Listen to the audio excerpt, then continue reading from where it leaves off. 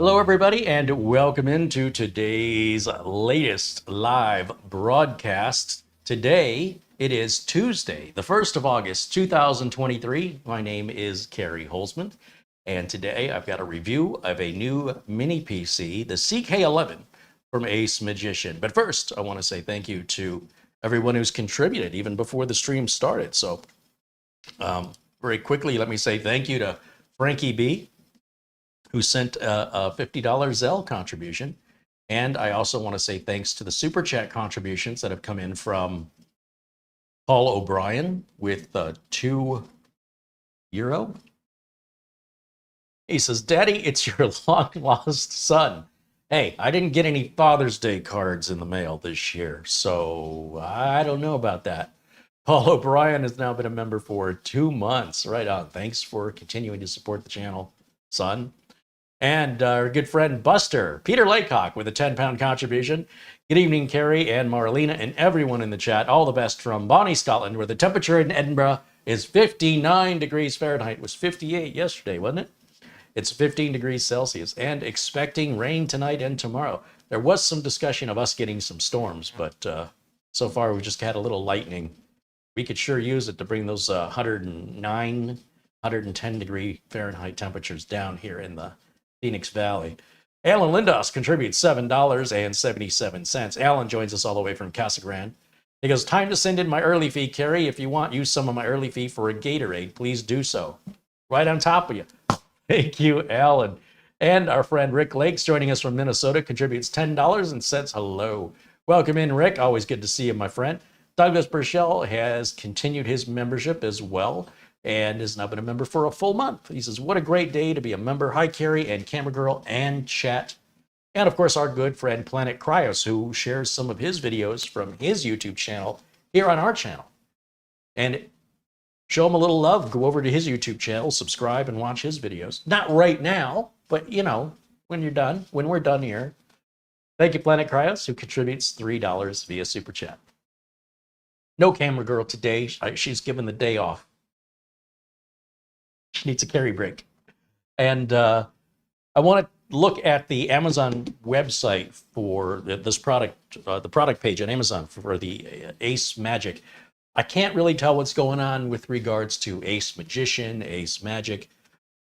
As far as I can tell, it's all the same company. I'm not quite sure about the rebranding or what's behind that. But initially, when I did the video description, I did write AceMagician. So you might have got a notification that's, you know, in the title said AceMagician, and then later you'll see it was edited to AceMagic because I only noticed that discrepancy after I had already set the video up.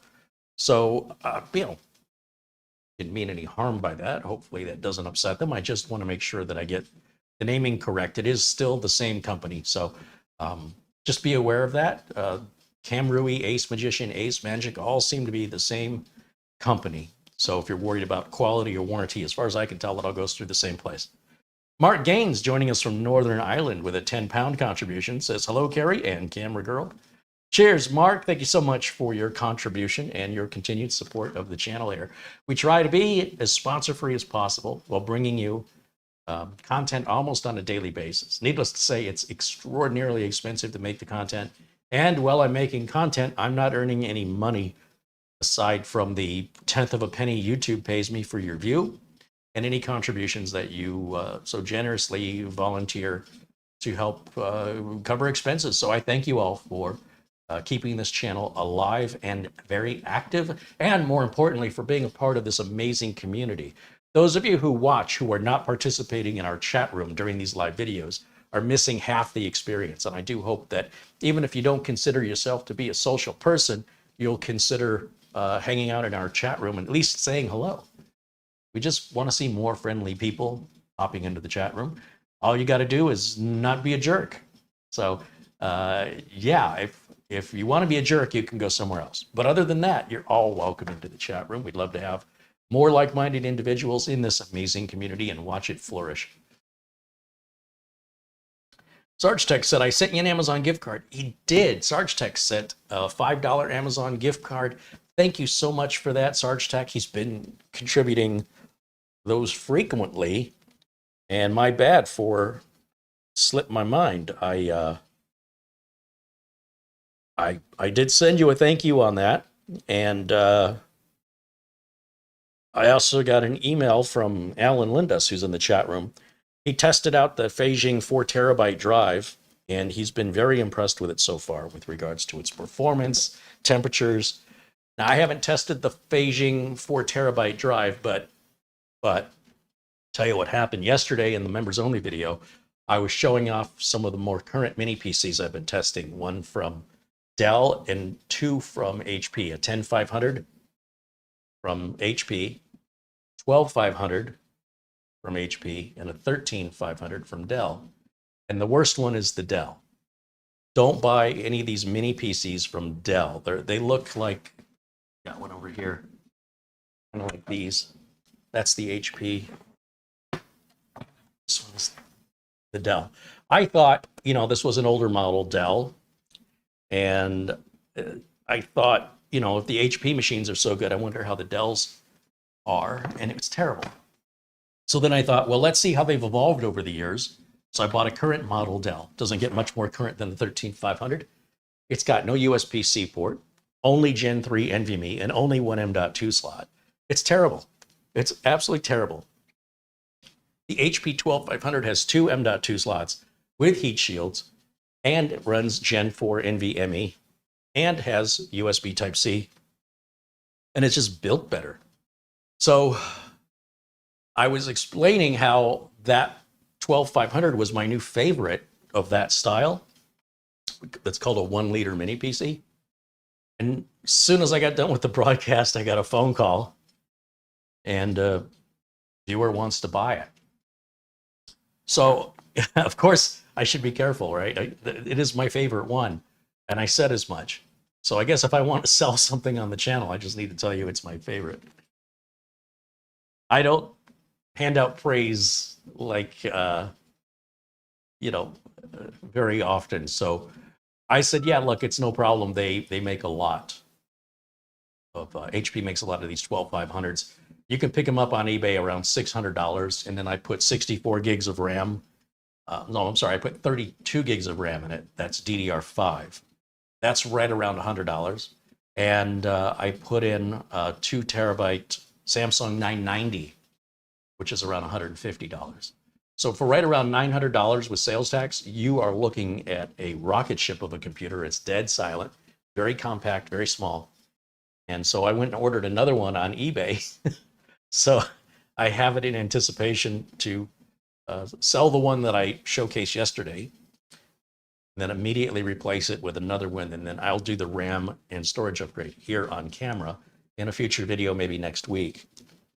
So just so you know, that's what's going on. Avery Ramstorff sent an Amazon gift card of $6. Right on, Avery. Thank you so much for continuing to support the channel. And a $1 contribution from Avery in Super Chat. $5 from Planet Cryos in Super Chat. He says, as Mortant 1210 said, PK in the house. Carey always has good videos, but since I don't drink caffeine, Carey is in its place. Your caffeine. Oystein joins us. We have two Oysteins, interestingly, in our chat room. Both are from Norway. One spells Oystein with a capital O, and one spells Oystein with an O with a strike through it. I don't know what that's called, what that letter O is called. So we have the Oystein with the capital O in the chat room. And we have viewers all over the world watching us, whether it's Peter Laycock in Scotland, Oystein in Norway, Mark Gaines in Northern Ireland. Luke Greenia joins us from Vermont, and Rick Lakes from Minnesota. But we also have viewers in, of course, Canada, Australia, New Zealand. Sometimes we get viewers from Thailand, as well as some of the Caribbean islands. So it's always thrilling for me to see these live broadcasts going out around the world. You know, back in the 80s, this would cost $9.99 a minute. Saying. You'd have to enter in a 13-digit MCI code before you could make the call. Good times. We've changed a little bit. Luigi Corleone joins us from Germany. There we go. And BH Ringer from Nova Scotia. First day with my new lips. Nova Scotia, Canada. I can say that. Shane Perkins said the theta Greek letter is the O with the strike through it. But does it have a name?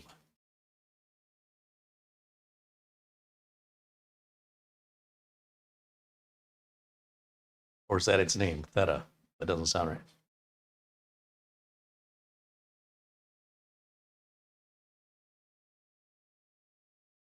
And Edgar says, Carey, enjoy pay-per-view Mondays. So basically, the videos that are made possible for people to watch for free are done so through the generosity of others, a very small percentage of others who contribute to the channel and make this possible. I don't live with mom or dad.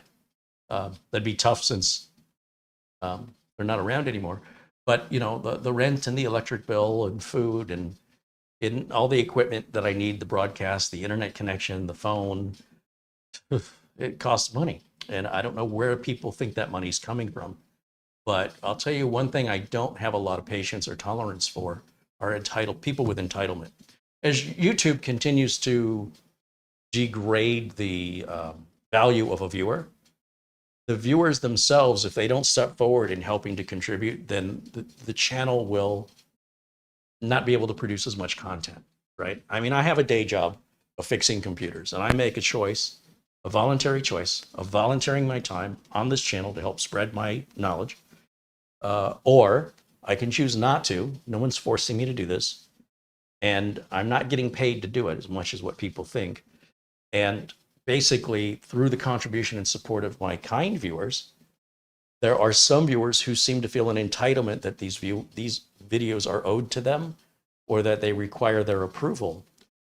And yet it's disappointing to me because I would hope that everybody was appreciative, and especially appreciative of those in the community, that very small percentage who contribute, because without them, you'd have no video to watch at all. So you'd have to complain somewhere else. So in any event, because of those people going above and beyond what most viewers do, I go above and beyond for them. And if you wanted to go above and beyond for me, I would go above and beyond for you. So it's, you know, before you ask for something, offer something.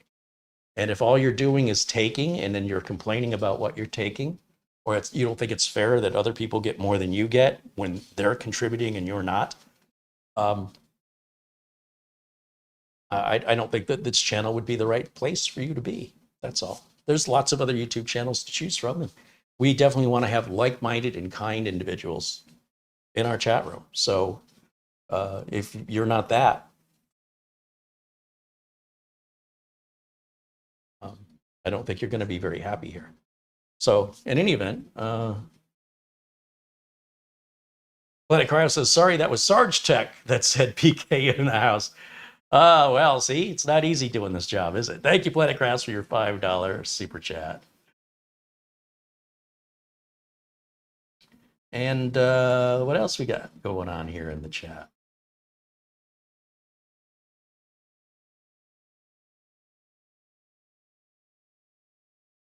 Old Man 55 says, you know, Carey loves what he does because he's put up with a lot for over a decade.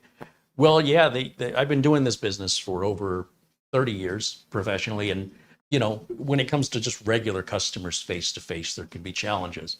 When you get people online, people say things online they'd never say to your face, you know. And there is sometimes a level of entitlement that I don't think people really think through what they're saying. Because if they get what they want, it essentially means nobody gets anything. And I just can't imagine what good, how you could sleep at night knowing you're causing destruction rather than building up something, you know? So regardless of that, we're certainly happy to have the members that we have and the amount of people we have that are, in fact, like-minded. And we'll do our best to tolerate or ban people who are trying to poison the well or use my own platform to discourage people from my platform. You know, they could do that on their platform. That don't stand on my stage and talk to my audience negatively about me. First of all, it's undignified, and secondly, it's profoundly disrespectful. So, you know, this has been going on since day one. And if any of those people had the guts to put themselves on camera, well, I'd certainly respect them a lot more. But given that they've never have done this, they have no clue what they're talking about, and it's very unjustifiable. But it is what it is, and it will always be. You know, there's always that person, that guy. It's always there, and it just comes with the territory of this. And anybody who does this would understand that. So, in any event, I want to get on with today's show. If you're enjoying the content, hit that thumbs up button and let me know that you want to see more content like this. And let's see what else I'm missing in the chat.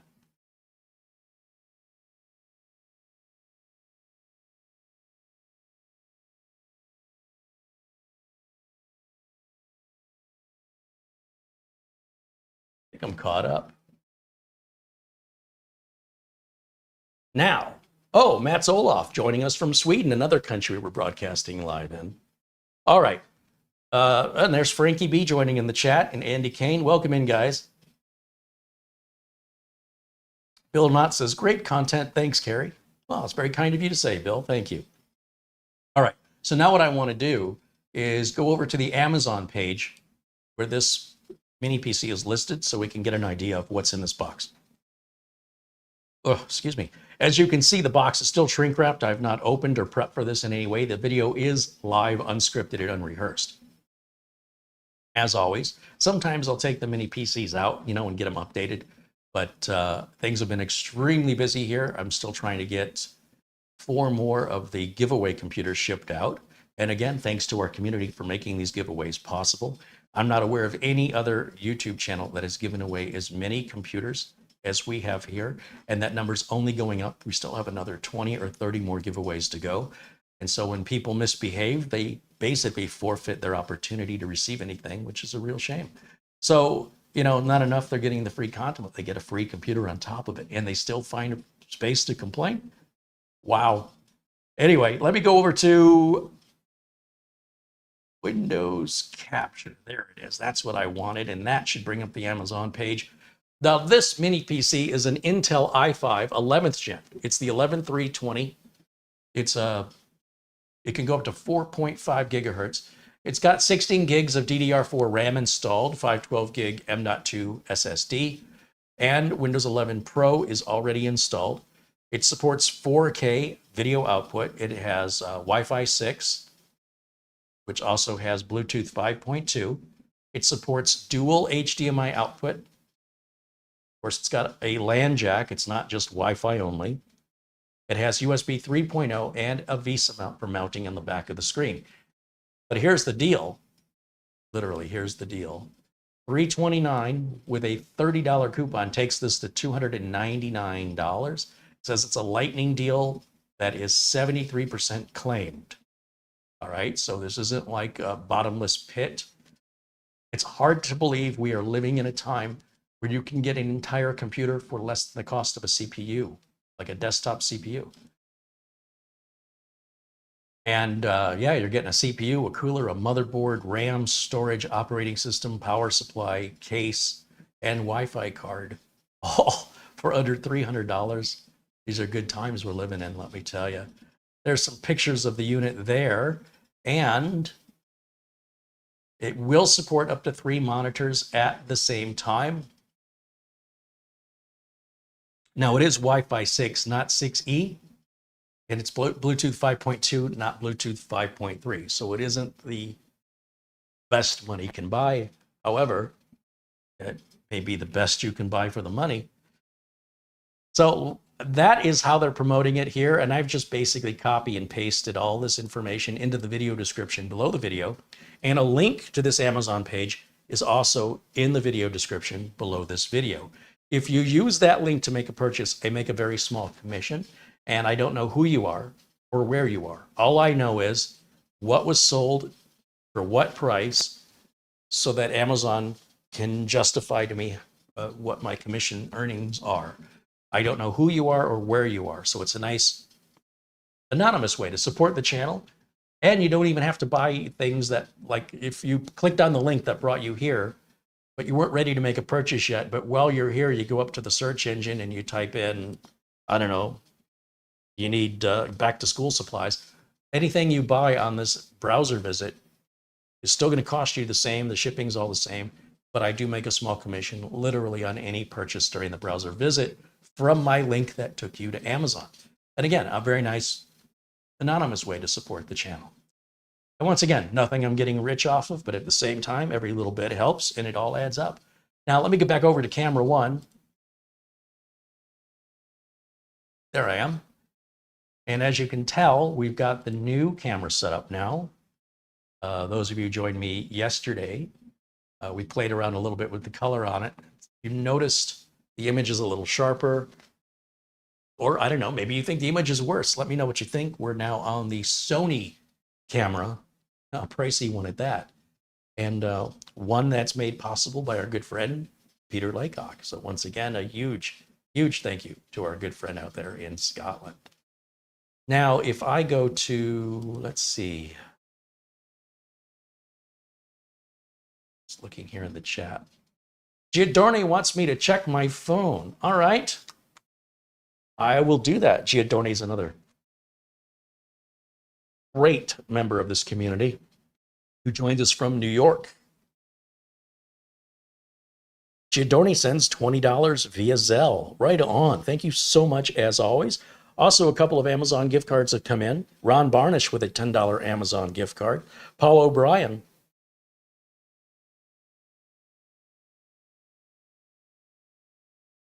I got to read that one in a second. Brian Kirby sends $5 via PayPal.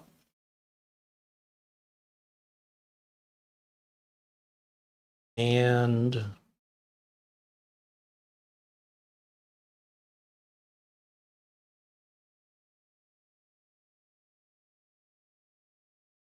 oh, he's helping me identify the two Oysteins. It does get confusing for me. So thank you, Paul O'Brien, for your $10 Amazon gift card and for helping me identify the Oysteins. They're all welcome here. I like them both, obviously. Kelly Stewart with an Amazon gift card of $25. He says, I hope you can use this. Absolutely. Thank you, Kelly. And that does catch me up on the messages. And thank you, each and every one of you, for once again supporting the channel. Now, let's see. How much do I make from clicking the link? I don't make any money from you clicking the link. When you get paid for click-throughs,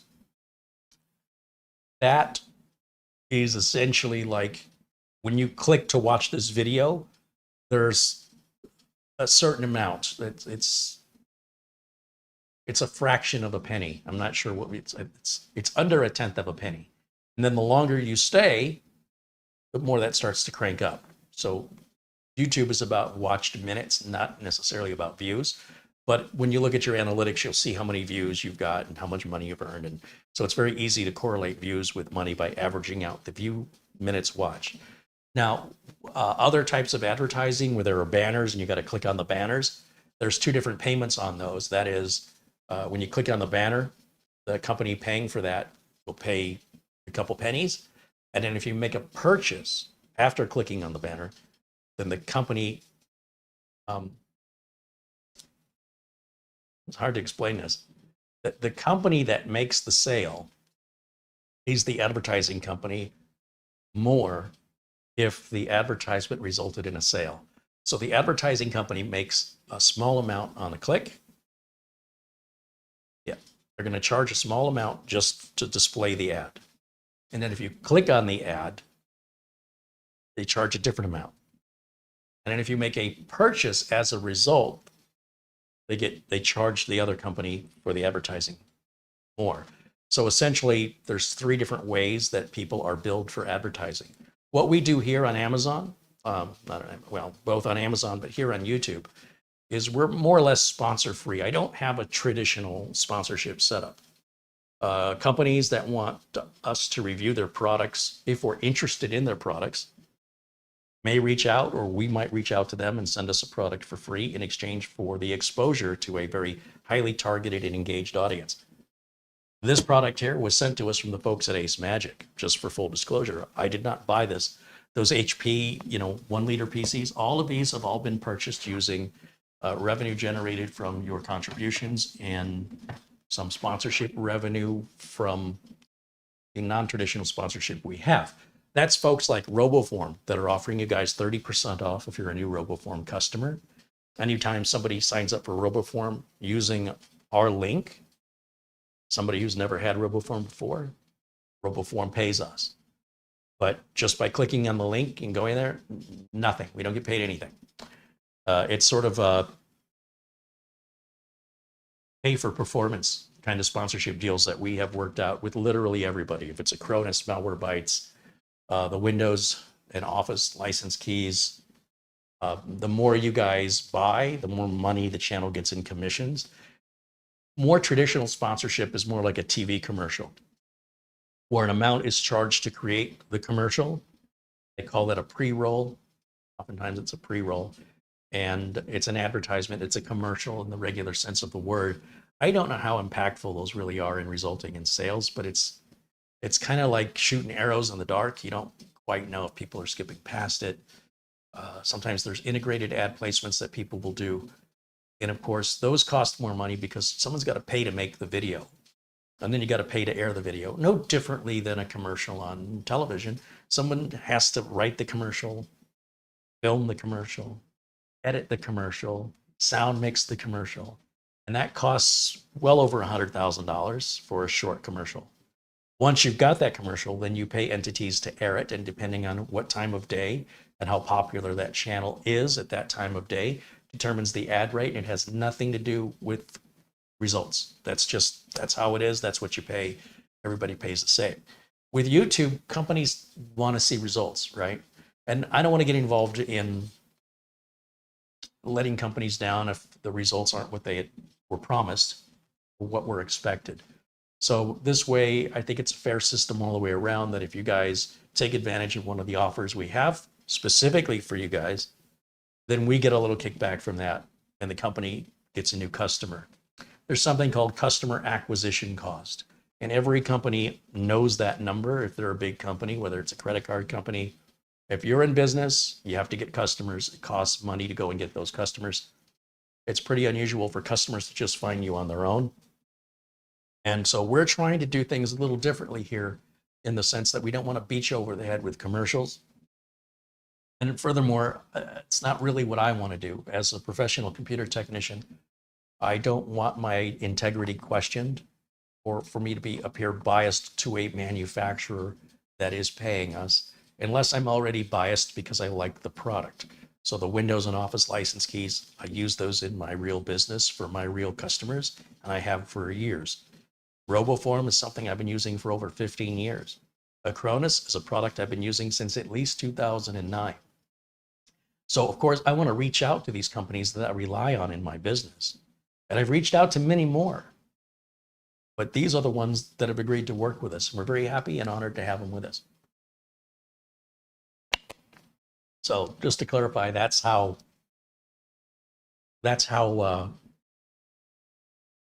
we try to bring income in a way that's not so in your face commercialization.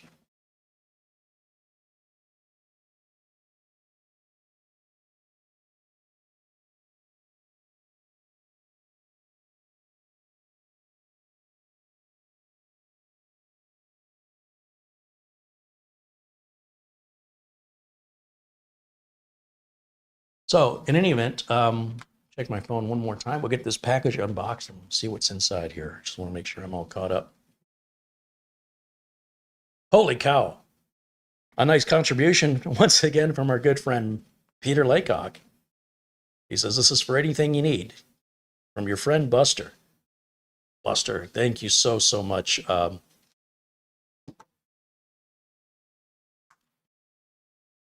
I'm just running out of ways to say thank you.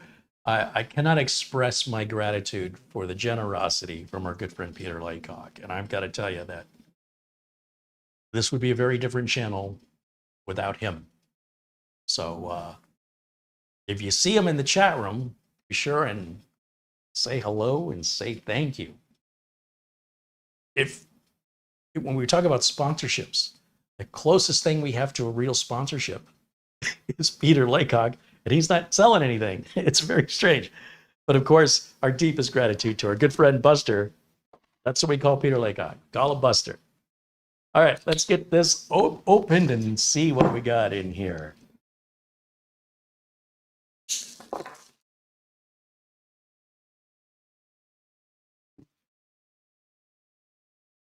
You guys rock. Thank you for acknowledging Peter's generosity. If you had only known, if there was only some way I could tell you every video that would not have happened without Peter Laycock, I think you'd be quite shocked just how involved he is in this channel. Let's see. How do I open this box? Step one, be smarter than the box. There we go.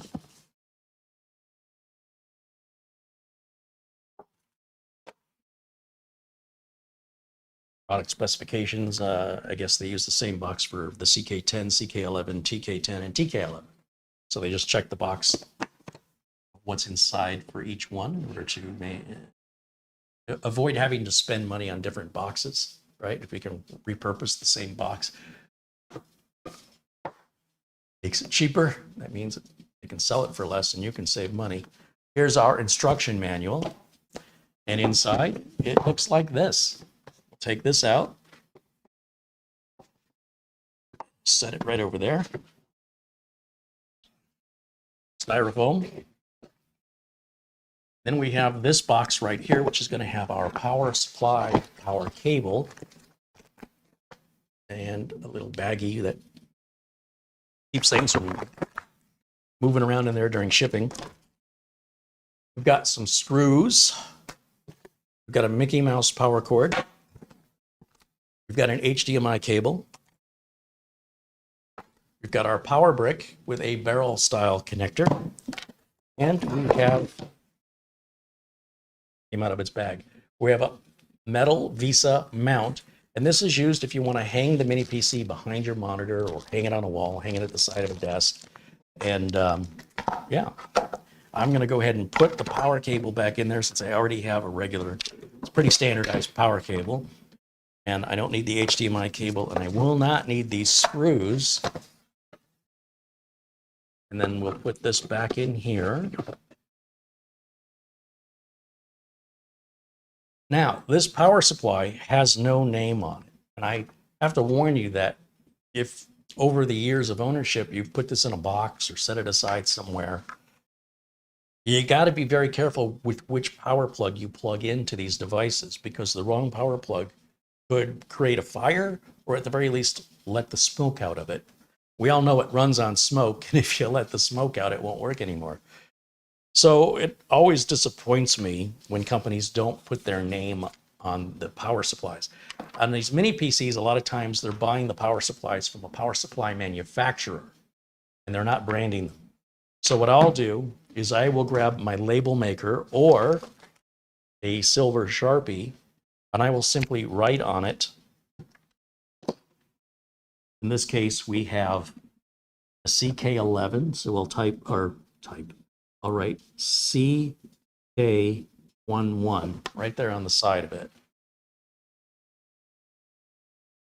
And that way, if these two ever get separated, like let's say I end up going to a Studio C and all this has to get packed up, I do my best to put everything back in the same box. But if for some reason boxes spill open, I've got a bunch of these power bricks, it's a lot more research to figure out what the wattage, voltage, and polarity is on each one. Just because the barrel connector fits does not mean you have the right power adapter. All right, let's take the plastic cover off here.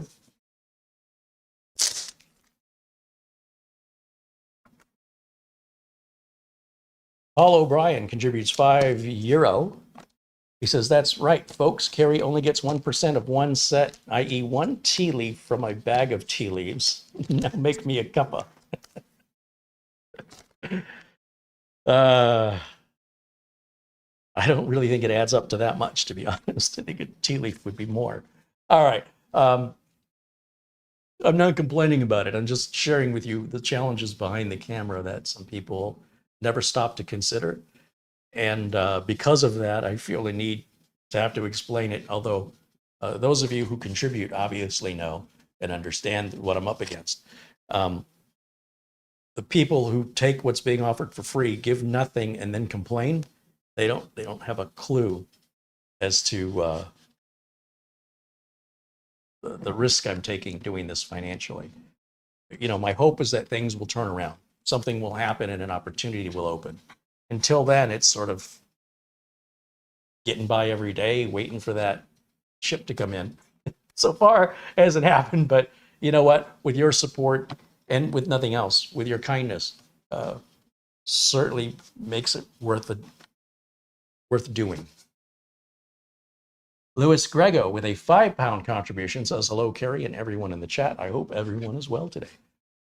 Well, I'm doing well. I hope you are. Thank you for supporting the channel, Louis. I'm going to bring this up to the camera, and we'll take a close look at what we got here. Now, this camera, I don't think the autofocus is turned on. Let me see if I can turn autofocus on.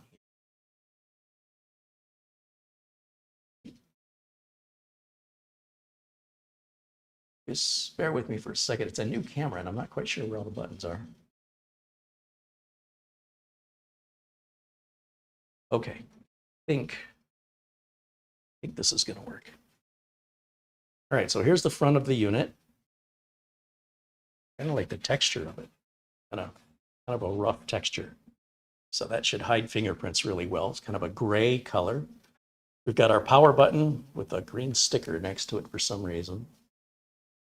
We've got a audio jack here, what looks like a recessed CMOS reset button here, or system reset.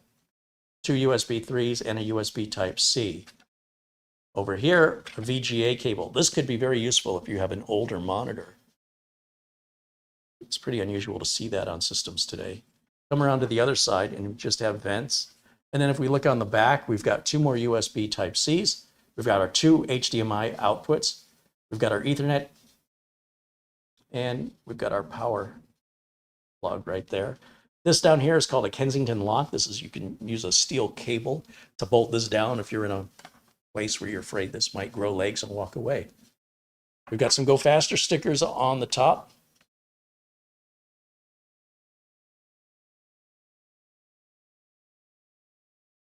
And hopefully I haven't broken the focus, but we'll find out when I step back. If it's, whoops, I have some bubble wrap on the floor. I just stepped on it. It scared me. All right, hopefully that's just auto-focusing now. Let's take a look at the inside of it and see what it's made of here. I'm going to grab my JIS screwdriver, the Japanese industrial standard. Just has straighter edges and more narrow edges on the Phillips screw compared to, say, an American Phillips #1, and it just fits better. So a lot of times on this equipment coming from Asia, when they have those small Phillips screws, get yourself one of these JIS #1s, and much easier. No struggle to get those off. Okay, well, it looks like by removing these 2 screws, it looks like the Intel sticker might be kind of sealing the 2 pieces together there, because it looks like it wants to slide back and then off. There it goes. And inside, we've got room for a 2.5-inch drive. And if we take this part out, again, there's 3 screws here. 1, 2, and 3.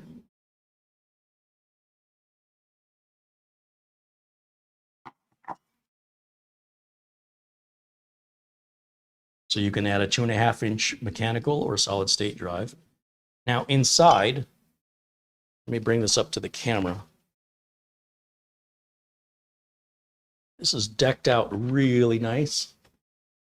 As you can see, we've got our Wi-Fi card here, our CMOS battery taped up against the side. We've got another M.2 slot that's empty, so you can add another M.2 drive. This is the M.2 drive that it includes with the heatsink on it. And then we've got our 2 RAM modules. Obviously, this supports dual channel. And if I rotate this the right way,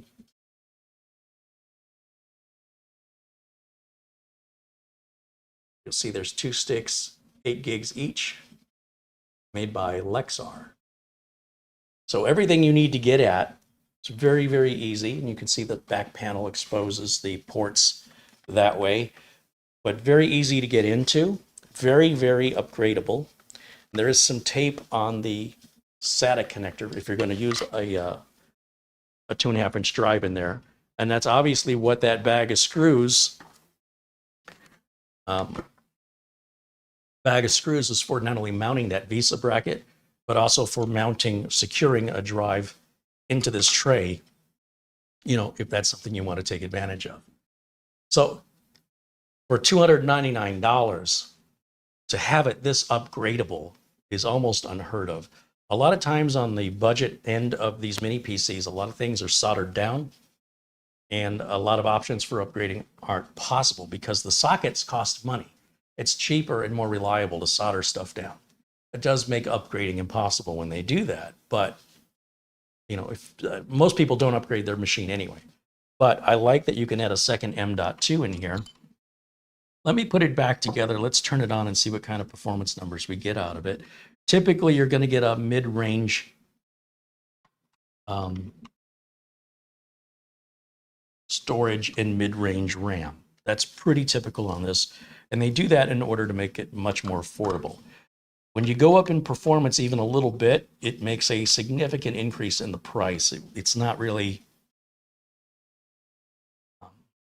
you know, you start losing value, essentially. You pay a lot more to effectively get a little tiny bit less. But this is something you could buy. You could upgrade it to 64 gigs of RAM. You could put 2 sticks of 32 in there for $100. And yeah, you could change out your M.2 to a 4 terabyte M.2 if you wanted to. The Fengjing M.2 we were talking about, where Alan Lindis had wrote in about his experience. It's $199 for that 2 terabyte Fengjing M.2 NVMe drive.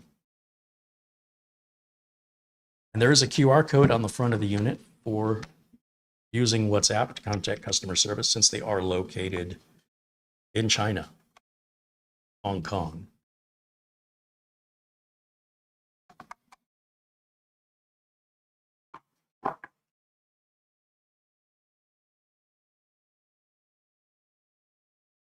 All right, so with that being done, let's hook it up. I've got my barrel connector here we can plug in. And I've got my Mickey Mouse power cable. Just steal this one. And then I don't want to plug it into the network yet because we have to go through the Windows 11 setup. But I will need a keyboard and a mouse, which I have back here.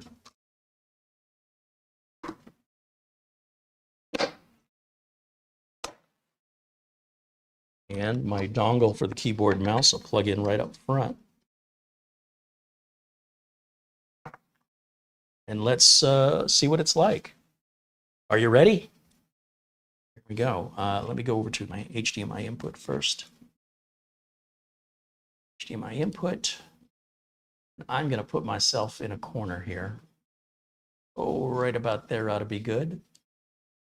And 3, 2, 1, power. There is a small LED on the front for power. There is no hard drive activity light or any other LED. No RGB, no liquid cooling, no nonsense. I like it.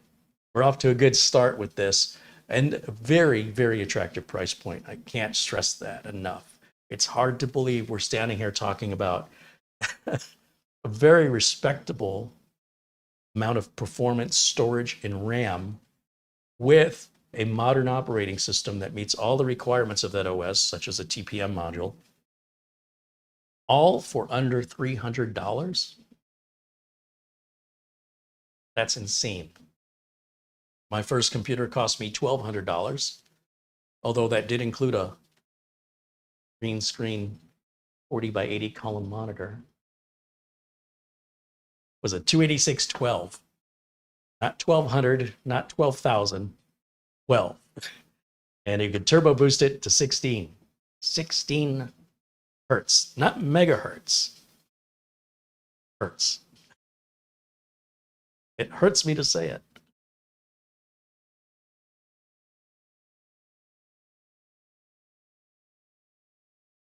And let me go full screen.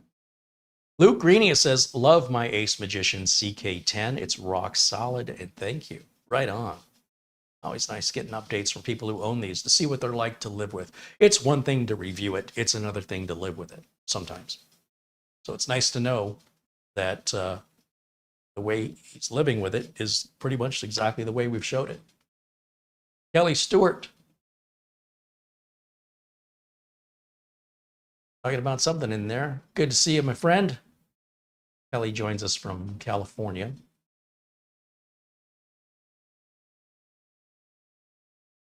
And we're doing our very first boot up here. So it's finalizing whatever they do to get Windows 11 ready for, the customer has to finalize the installation. That's pretty normal if you've ever bought a pre-built computer before. I'm a bit surprised at how long that's taking. However,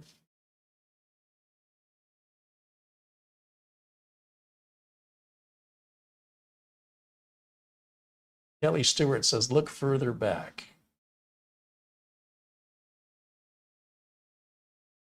Oh, he says he had a friend that thought he had the correct power pack, but forgot that he handed me the correct one. The one he plugged into his game console smoked when he turned it on.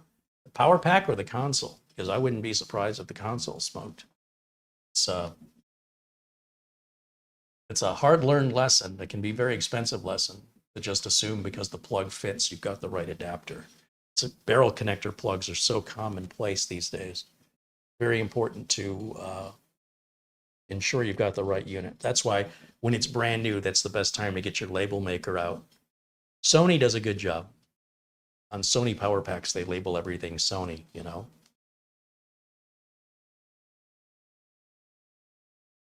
Okay, finally, getting up to our setup screen. Let me go over to full screen mode on my side. It doesn't change anything for you guys. Just makes the screen bigger so I can read it. So of course we want English, and then we want United States, and we want a US keyboard layout, but no secondary language on the keyboard layout. There's the license agreement, which we have no choice but to click accept on. And I like that we don't have to use the bypass NRO. It's allowing me to create a local account, not forcing me to connect to a network first. So I just put in the name user and leave the password blank. I turn off all of the telemetry except for location settings. That way my date and time can stay accurate without me having to think about it. It'll automatically adjust for daylight saving time. And if I'm looking for a store near me, I don't have to tell it where near me is. It can tell from my location settings, right? I say, where is a CVS pharmacy near me? Otherwise, I'd have to type in, where is a CVS pharmacy near? And I suppose I could use the zip code, but that's some zip codes in Phoenix can be pretty large area. So in any event, I personally prefer to leave location settings on, but everything else on that telemetry I turn off. Now here we're at the final step of Windows 11 finishing its install process. And then we'll go ahead and plug the internet in and look for any updates. And we can also just check the device manager and make sure that all the drivers are installed correctly, that we do in fact have a TPM module, which I'm sure we do. Because that's a part of Intel CPUs ever since basically 8th gen, always been that way. And we're at an 11th gen here.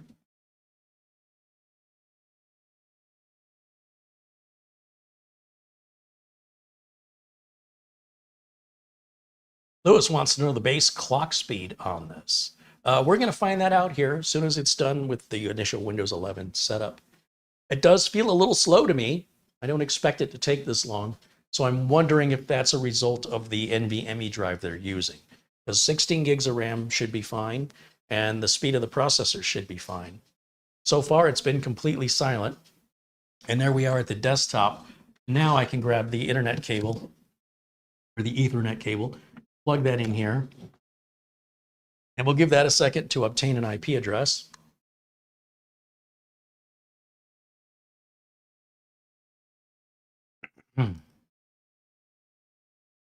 There we go. And now I'll go to Windows Update.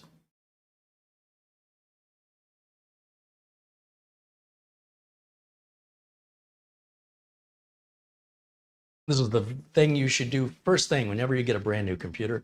Make sure you keep it up to date before you start using it. You don't want to leave it vulnerable to all of the exploits the updates patch, seal up. So best to prioritize this, in my opinion, get it out of the way. Now, it can multitask. We can do numerous things at the same time. So while it's looking for updates, we can go over here to the Start menu and go to the Device Manager. And we can make sure that all the devices are found and we don't have any issues in the Device Manager. It would be unacceptable to get a brand new computer from a manufacturer that's a pre-built and have devices that don't have drivers. That's not acceptable. Unless, of course, you are buying a bare bones system where you're adding your own drive and your own operating system, in which case that's on you. And it looks like we're missing a ton of updates here. So let's download and install all of them. And we'll also grab, oh, that other one went away before I could click on it. You can also hit advanced options here. Receive updates for other Microsoft products. Notify me when a restart is required. And look under optional updates. And I do see a cumulative update preview, which we can grab. It's optional, but I'll just grab all the updates. Get it all out of the way. Now, let's go back to the Device Manager.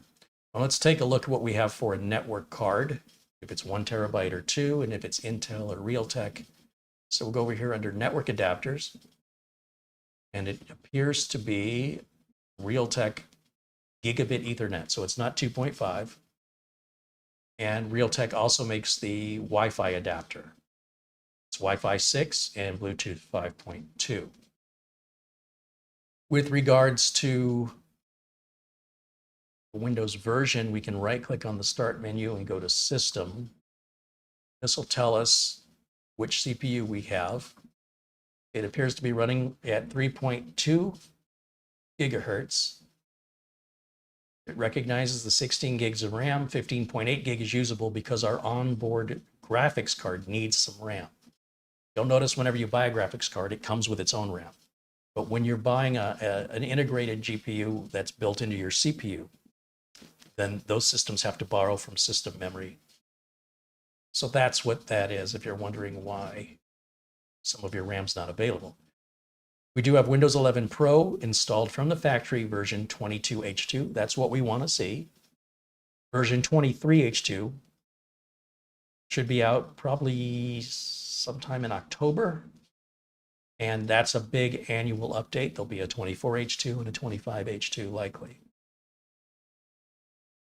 And those are big updates. That's like a whole new install of Windows that goes on top of your current install of Windows and can take quite a while to install it. So when a manufacturer gives us 21H2, it's just very time consuming to have to update it to 22H2. And 22H2 has been out nearly a year now. So there's no excuse for manufacturers to still be selling computers with 21H2 on them. But sometimes they do. I'm glad to see that AceMagic is giving us a current version of Windows. And of course, updates will come out every second Tuesday of the month. And depending on how long it's been since this was manufactured and shipped and then eventually sent to me, well, those are the updates we have to grab.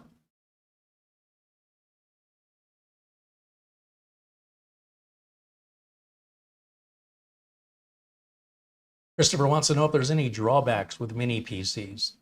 There's drawbacks with any kind of computer, whether it's a laptop, a desktop, a mini PC, a tablet, a Chromebook. They have their pros and their cons, and it's up to you, the individual making the purchase, to decide which one is right for your needs and your budget. Just like a car, you can buy a van, you can buy an SUV, you can buy an off-roader, you can buy an electric vehicle or a hybrid or a sports car or a convertible. You can buy a truck, you can buy a four-wheel drive, something you want to go off-roading in, or you can buy a four-door or a two-door sedan. There's no wrong answers. It's really about what's in your budget and how you intend to use the vehicle. Do you need something that's got a lot of power? Do you need something that's got great gas mileage? Or are you worried about the insurance cost, et cetera, et cetera, et cetera? So there is no perfect anything. Just perfect doesn't exist. And what fits your needs is really up to you. Nobody can tell you what your needs are. So at the end of the day, it's up to you how you see the world uniquely through your eyes. You're going to give things more value or less value than the person next to you, or the hundreds of people joining us on this video. We'll all see things very differently. We won't agree 100% on all things, but if you're the one spending your hard-earned money and you need it to do certain tasks, then it's up to you to make that determination of what's going to do that at what price. Not really something we can assist you with. But there is no thing that I'm aware of that exists on the planet that doesn't have drawbacks. It's really a question of attitude and perception. And since we all have different attitudes and different perceptions, it's impossible really for anybody to give any meaningful advice that would align with your values and perceptions.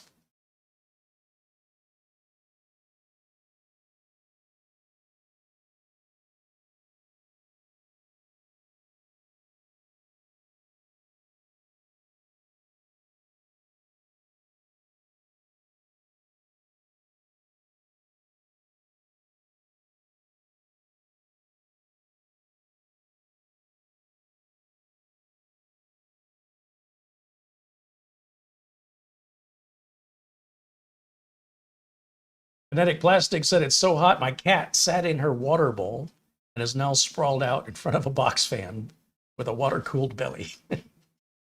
Cat's living the good life.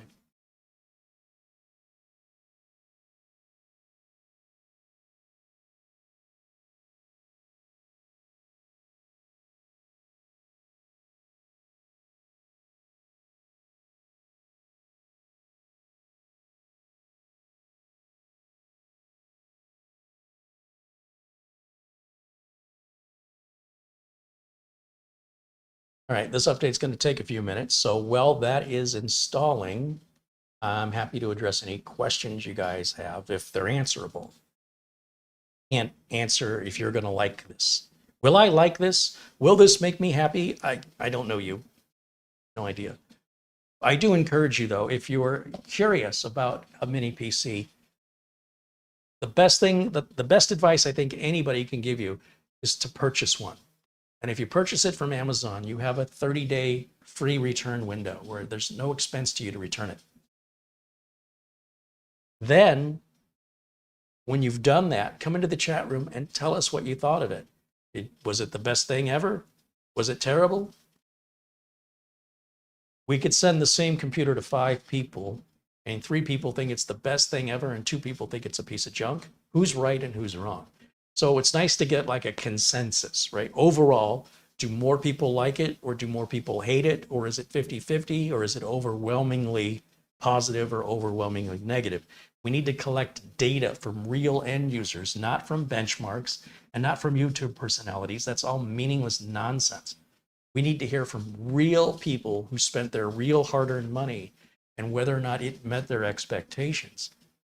And if so, what they liked about it, share their value system with us, or what they despised about it, right?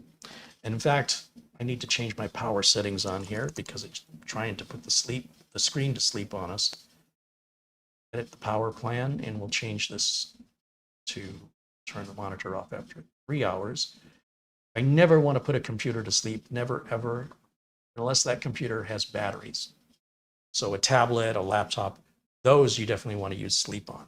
Anything that plugs in the wall, sleep is just the source of more problems than it is of being useful. I've made a lot of money fixing sleep issues, and the easiest and cheapest way to fix the sleep issues on a computer that's plugged in the wall, don't use sleep function. Just let the monitor turn off. That's your big power consumer anyway.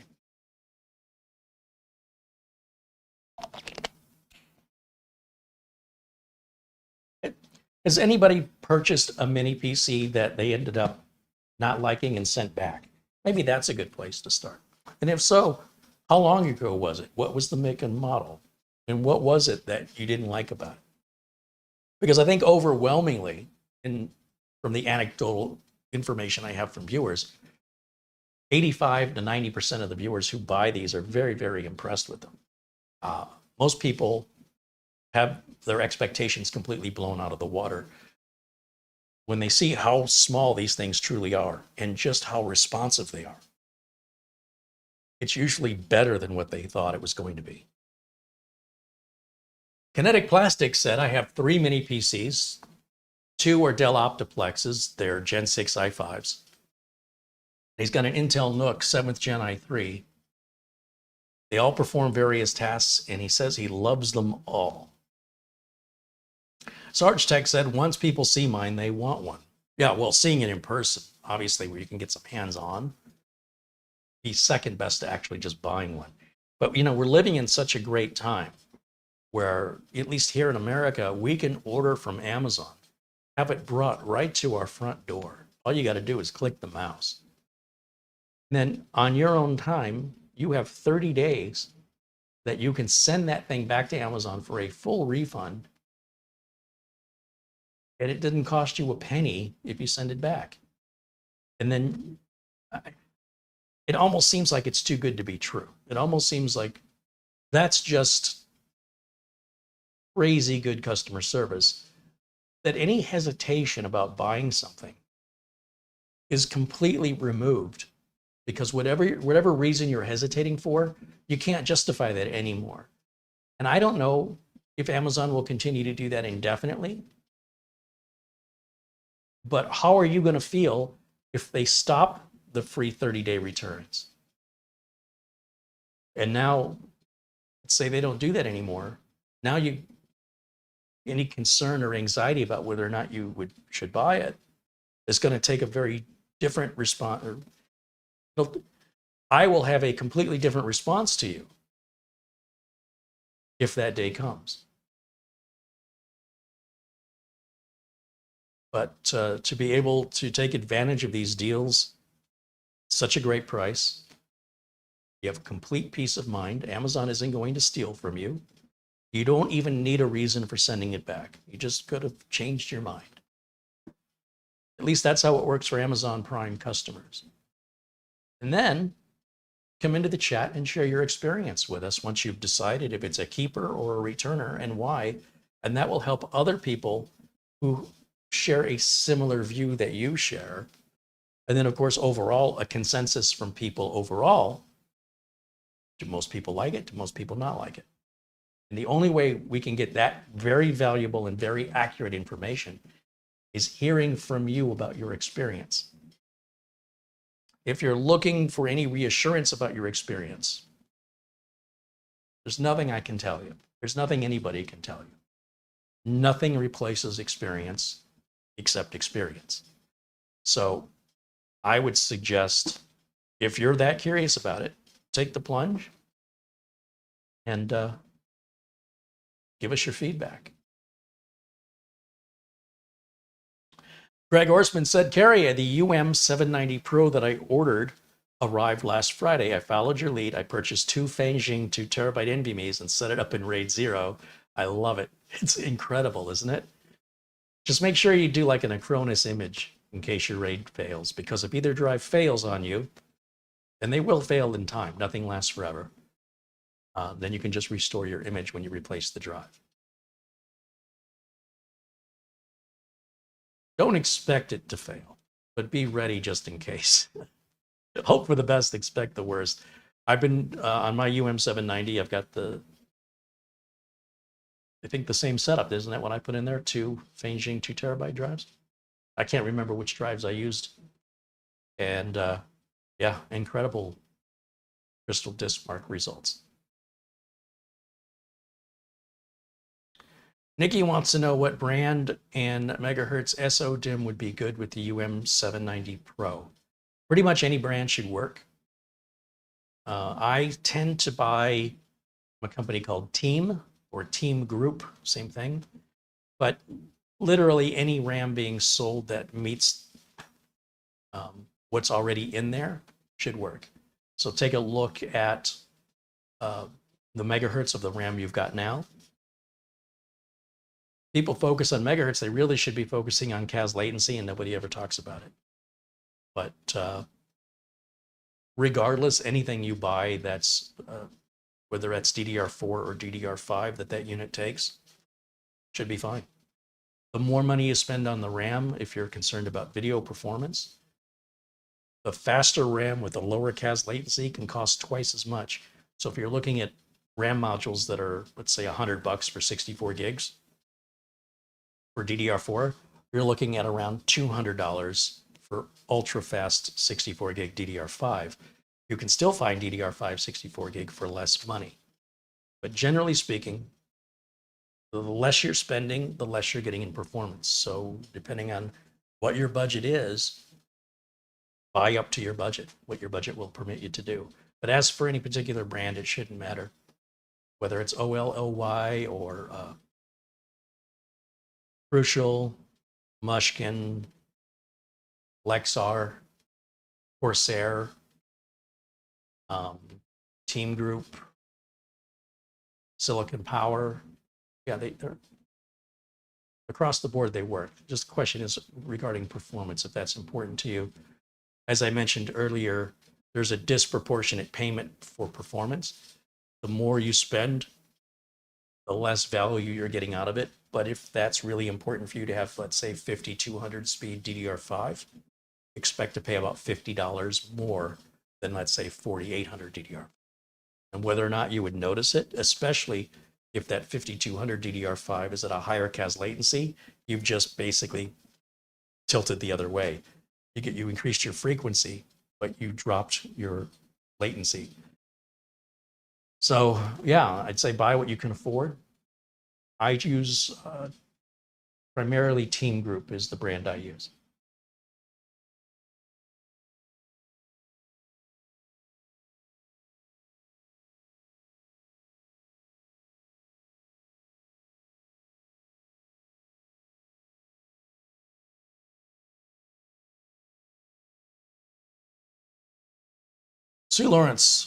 Sue Cool 98 Lawrence says, Carey, if I get a CK11, can I use a 2.5-inch SSD adapter so I can put a 1 terabyte 2280 in?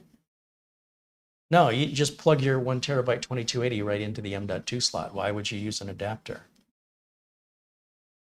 This has an extra M.2 slot. Save your money on the adapter. This has 2 M.2 slots. Why would you want to adapt that into the 2.5-inch bay when you have a slot you can plug it right into?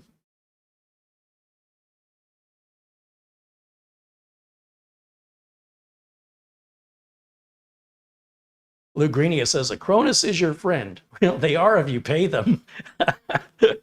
Well worth it, though. Absolutely. What's your data worth? If your data is not worth $30 a year, then, that's from your mouth to God's ears. Shane wants to know if I prefer a hardware RAID or a software RAID when I do RAIDs. It just depends on what the budget is and what the machine is, how the machine's going to be used. Anytime you can get a hardware RAID, that's obviously going to be beneficial. Hardware RAID is almost always going to give you better performance. But sometimes a hardware RAID isn't possible. Like on the mini PCs, a lot of times if you're going to do something like a software RAID with a storage pool in Windows 11, let's say, it's fine.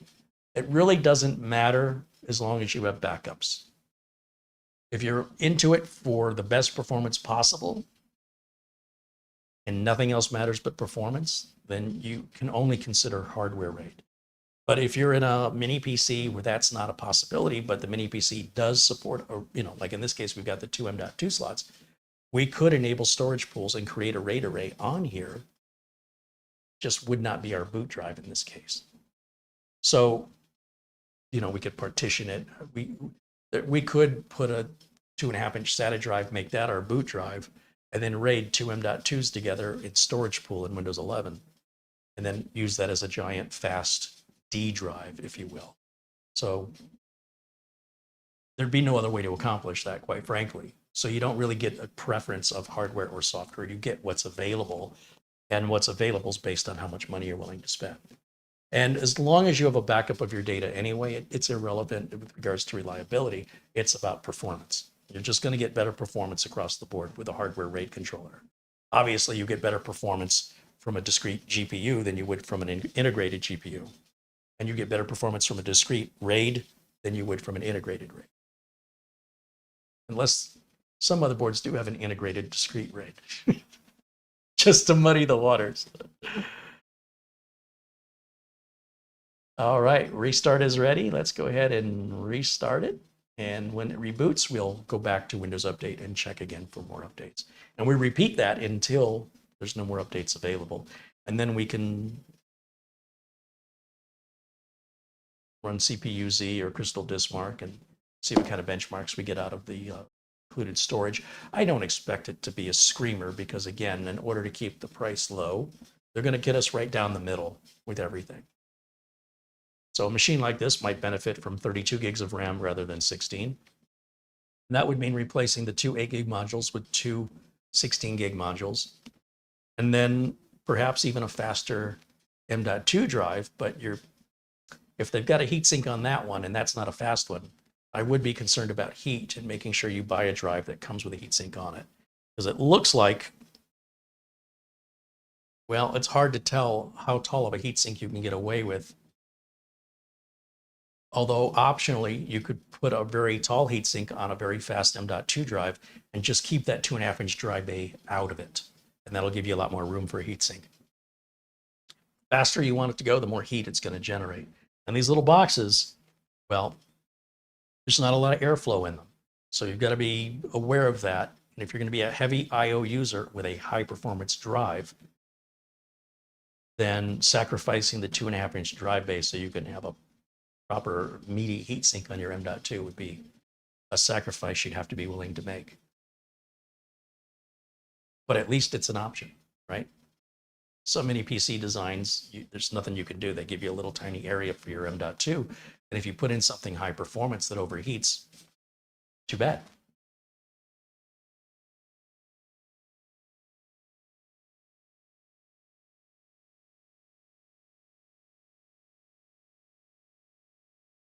Mark Gaines wants to know, Carey, can you format a 2.5-inch solid state drive outside of the PC? I have one I want to reuse.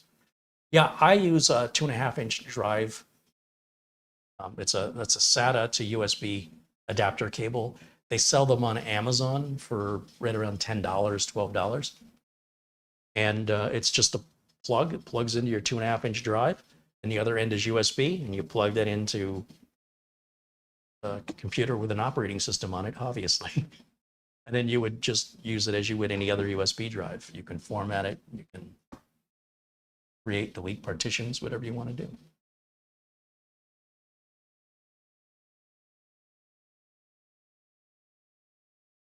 Mark Gossman wants to know if we really need a heatsink for NVMe. Well, some of you do and some of you don't. A lot of it has to do with how you're using your computer and what NVMe SSD you have. If it's a Generation 5 NVMe, they absolutely have to have a heatsink.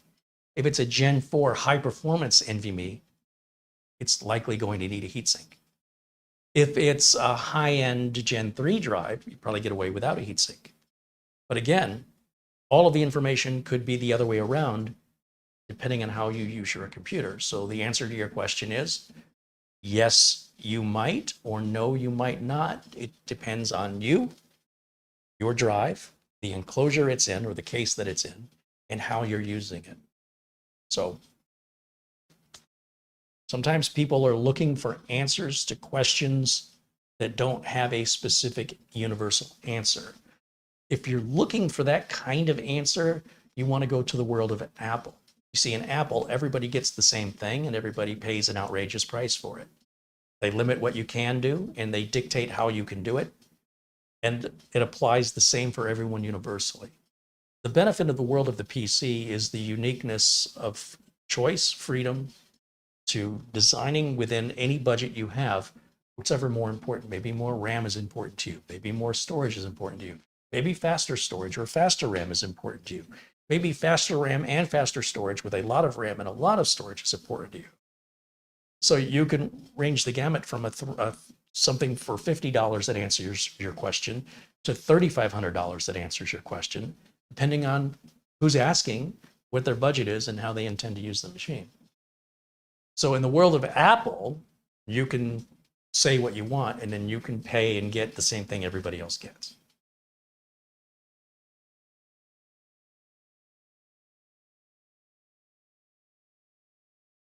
John Rogers said, I'm considering getting a mini PC since my older PC is 8 years old on an old 4th gen CPU.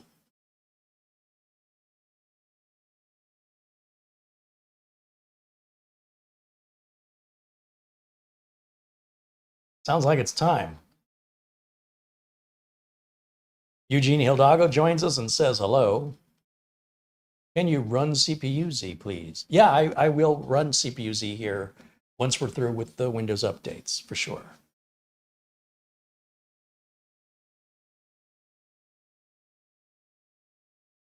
Sometimes your questions are the equivalent of asking, how much food do I need to eat until I'm full? And what should I be eating?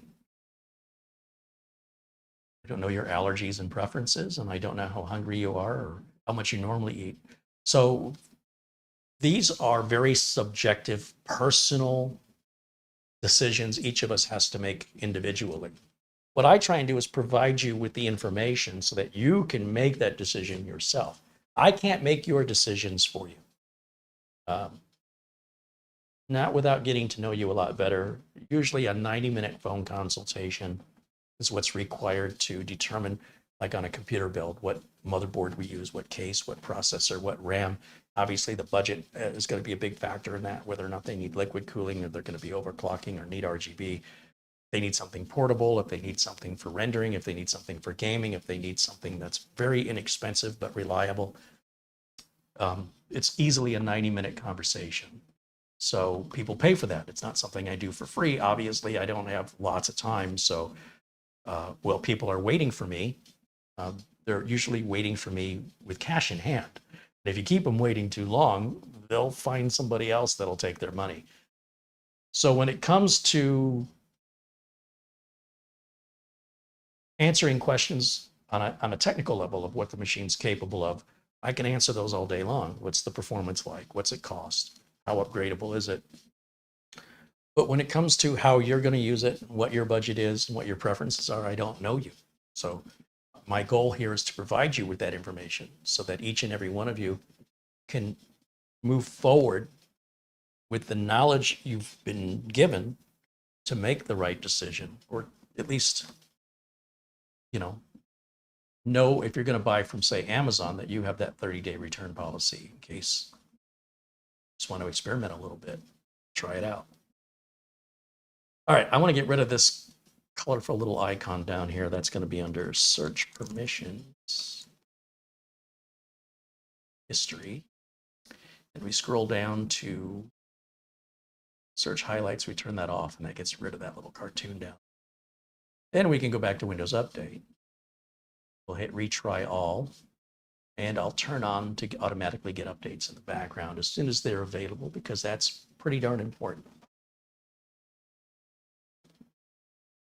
Greg Orsman said, Carey, I'm testing the use of Windows 365 PC. I don't know what a Windows 365 PC is. I have accessed a 4 CPU, 16 gig, 128 gig config using an old Lenovo stick PC with pleasing success. Have you ever used one? It looks like a winner. We've reviewed some of the stick PCs from, what's that company's name?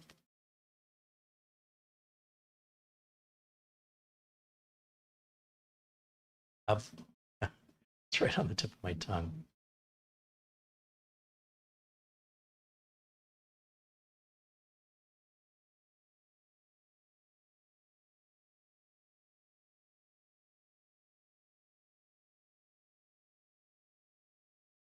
Okay, it looks like there's no more updates. That's good.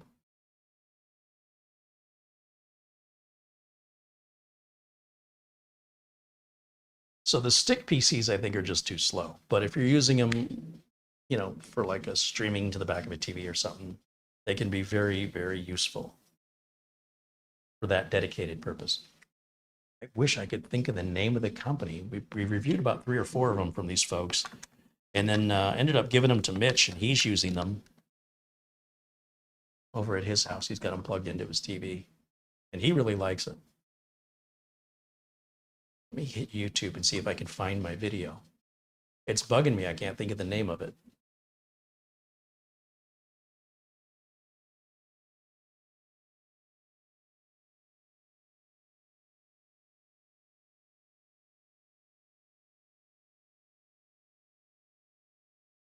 Took a long time to start up here. Start without data, continue without data, check this box, confirm and continue, check this box, confirm, start browsing.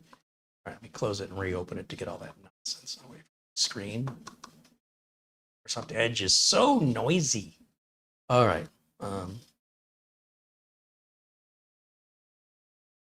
Nick Poverman said Windows 365 PC is a Microsoft cloud-based PC. So just a Chromebook, Microsoft's version of a Chromebook. Carey, what's your opinion of the Lenovo ThinkCentre range of mini PCs? It's from Mark Jones. I prefer the HP line. I think of the mini PCs, HP makes the best. Lenovo makes the second best, and Dell makes the third. So Dell's in last place, Lenovo's kind of in the middle. If I'm purchasing one, I'm going to purchase an HP. Let's see. Let's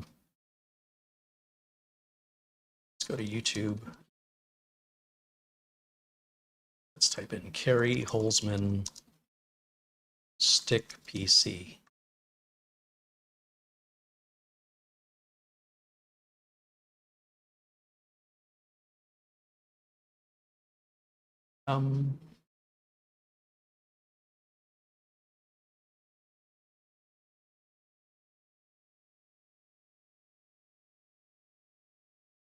Stick.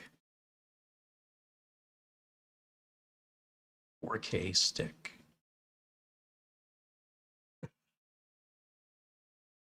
Oh man, I can't believe I can't think of the name of that company.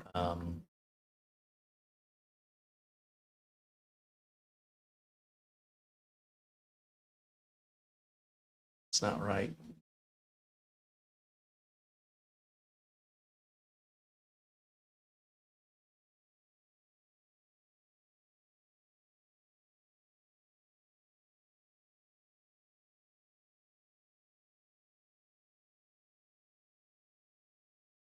Huh. Let's go to my channel. Let's go to videos. Let's look for stick. Azul. That's what I couldn't think of. All right, Azulle. So yeah, we reviewed a couple of those. Not my personal preference, nothing I even support, but very interesting to review. And again, for like having a home theater PC, something like that, it's adequate, though they're very, very slow. So yeah, Azul. I don't know why I couldn't think of that. It wasn't coming to me. All right, let's get back to it. Let's go back over to my flash drive that I just plugged in, and let's copy over a couple of the utilities here. So we'll grab, see, I always put VLC on here. PC testing software, I want Crystal Disk Mark Portable. And let's see, CPU Z, copy that over. And we'll copy over Uncle Carey's Windows 10 optimizer, which is sold by D7X Tech for all of $7. The link for that is in the video description below this video. I'm going to then eject.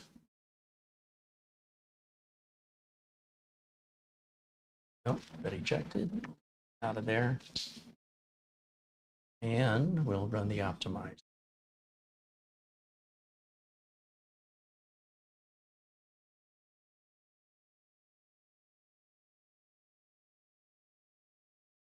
Greg says, when using a stick PC to access a Windows 365 PC, the performance is every bit as satisfying as a modern, powerful desktop PC.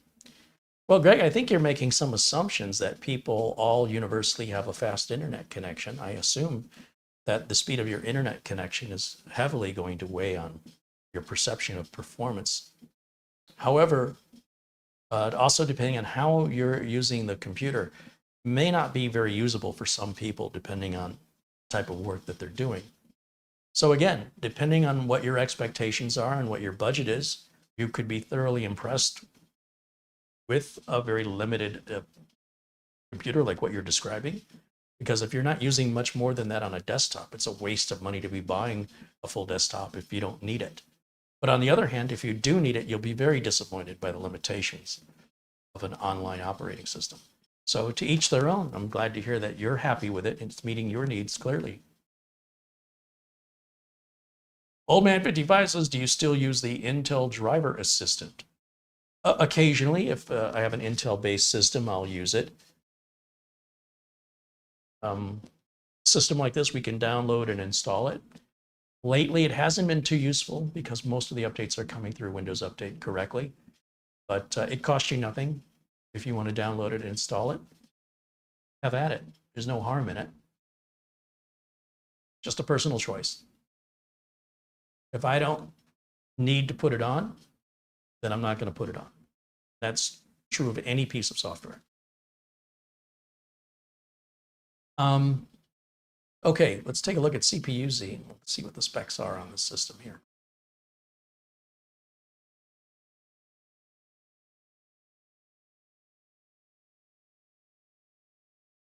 Okay, everything about our CPU here. Tiger Lake, Core i5.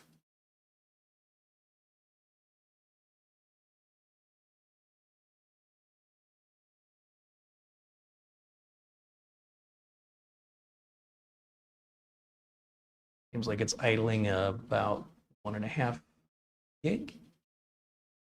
Over to the motherboard settings, we don't get a lot of information here except maybe about our BIOS. Over to memory, we can see the specifications of the DDR4 RAM, including its CAS latency, which we were talking about. And then under the serial presence device on the RAM, we get all of the detailed specifications of the RAM settings. That's the RAM in slot 1, and that's the RAM in slot 2. You obviously want those to match, and they've got 3200 speed in there now. That's just our onboard graphics, which of course are the Intel Iris graphics built into the CPU. So no surprises there. Yeah, it is an 11th gen. You know it's 11th gen because the first two numbers of the processor is the generation. Well, let me rephrase. Anything above the number 9. So if it's the number 9 or below, it's the first number of the CPU model. That's the generation. And when you look at 10 something, 11 something, 12 something, 13 something, that's specifying your generation. So right in the title of the video, you should have known this was an 11th gen looking at the title. Rick Ash says, Carey, sorry, I haven't been here in a while. Been busy at work. Glad to see you're doing well. I miss your builds. Next time you do a build, let me know and I'll try to be here. Be sure to do that. Thanks for hanging out with us, Rick. There's only 383,000 subscribers. Let me just make a note to let you know.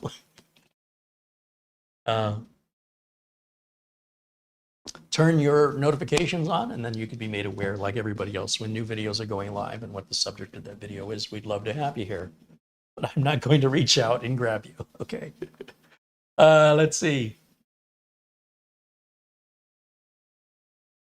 They're scrolling through the chat here.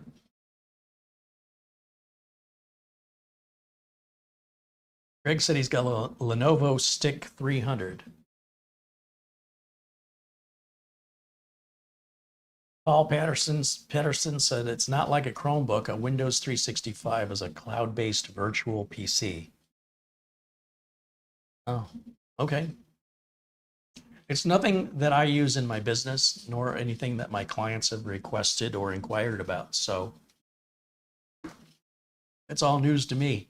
And again, it depends on how people use their computer, what their budget is. It seems weird to me that someone would spend more on their internet connection than they do on the computer, but you know, to each their own. Let me close this out and let's go over to Crystal Disk Mark and we'll see what kind of performance we're getting out of the included NVMe. Sorry.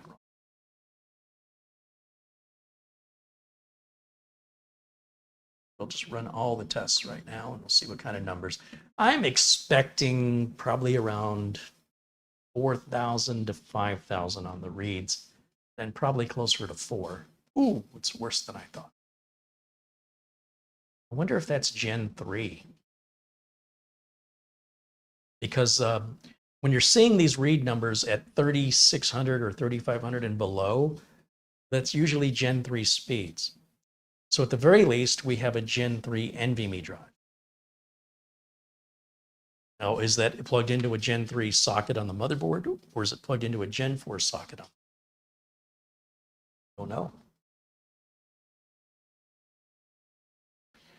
The Gen 3 is the standard right up until about the 11th gen chips from Intel. That's when the option of Gen 4 drives became available.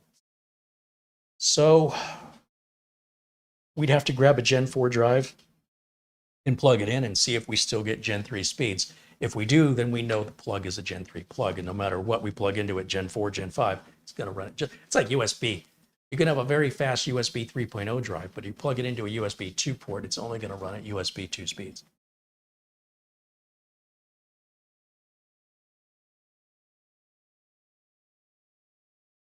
Ondog said he's running an 11th gen Intel processor on his Big Beast build. I don't know what his Big Beast build is.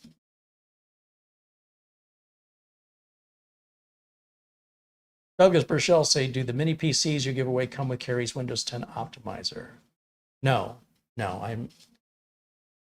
When I give out the PCs, I will optimize them. But if people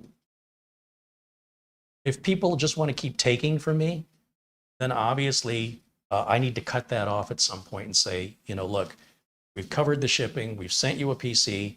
If you want the optimizer, it's $7. You know, give you an opportunity to give back. I don't include the optimizer generally because I feel like there are some people in this world that'll keep taking until they've taken everything you've got. So, and I hate to say no, but at some point I just say, you know, we've been generous enough, and if people want it, they can spend the $7 and support the channel. Right? I don't think it's a big ask. But I do run it before I send it out.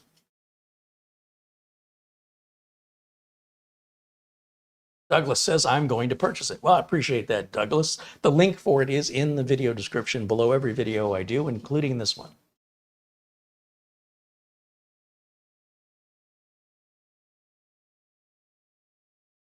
Londog said he was trying to bring a little humor. It's my full-size desktop computer, nowhere near the main machine you built for Doug Betts.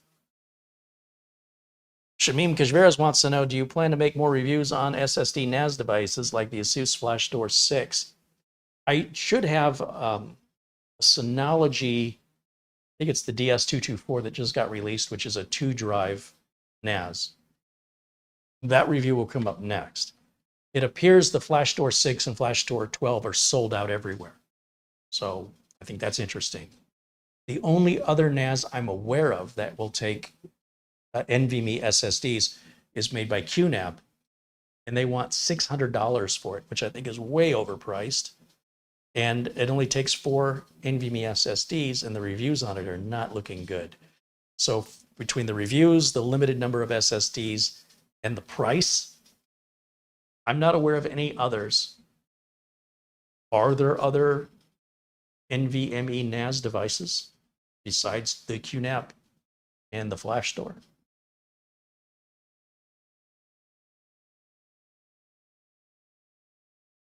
I've been very, very impressed with that FlashStore 6. The reason I know it's sold out is because I was going to buy another one, and you just can't find them any. Well, you can find them for about $100 over retail, but should be about $450. Newegg's out of them, Amazon's out of them. Mark Jones said, Carey, I just bought the AMD chipset notifier. It's very useful. Right on. Thanks, Mark. That should help keep your system secure and high performing and reliable. And that's another tool that I've collaborated with the folks over at d7xtech.com that I used myself. It was just a need I had because AMD would come out with new driver updates and I wouldn't know for 3 months. Then I put it on and all of a sudden the AMD system is running better. And I'm like, gee, I wish I would have known about this 3 months ago. So hence the notifier got made. All right, so the numbers, the final numbers we're looking at on this NVMe SSD are, yeah, they're pretty middling, mid-range Gen 3 numbers. So they're not bad and they're not great. But again, you could spend $300, the entire cost of this machine, just buying one fast NVMe drive. So, you know, taking into consideration how much it costs, if that's important to you, then you spend the money. And if it's not important to somebody else, they're not being forced to buy something that they don't need. So that's the beauty of the mini PC versus, you know, the world of Apple, where everybody gets the same thing at the same price. So let me shut this down and let's grab an NVMe drive. Go over here. Full screen on camera 1. Let's grab a Gen 4 NVMe drive. So back here, I should have one I can use that's already been opened. I think, maybe not. No, these are all Gen 3.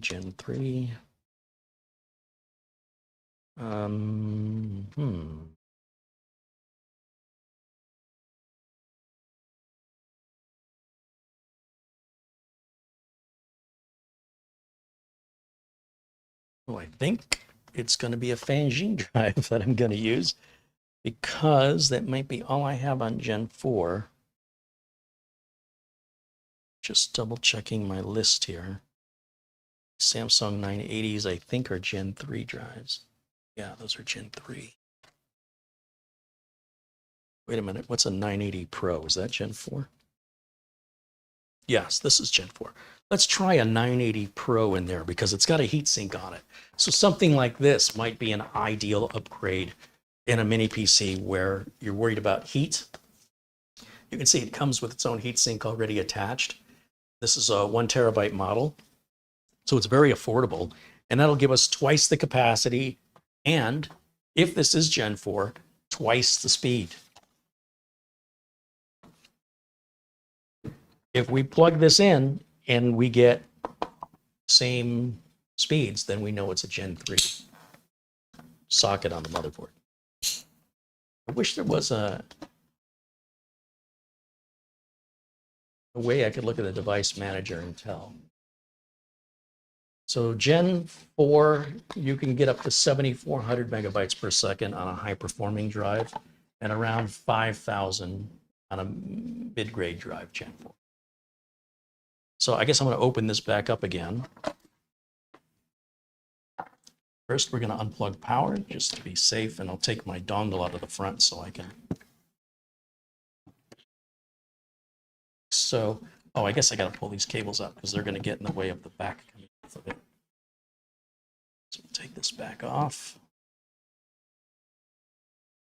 So.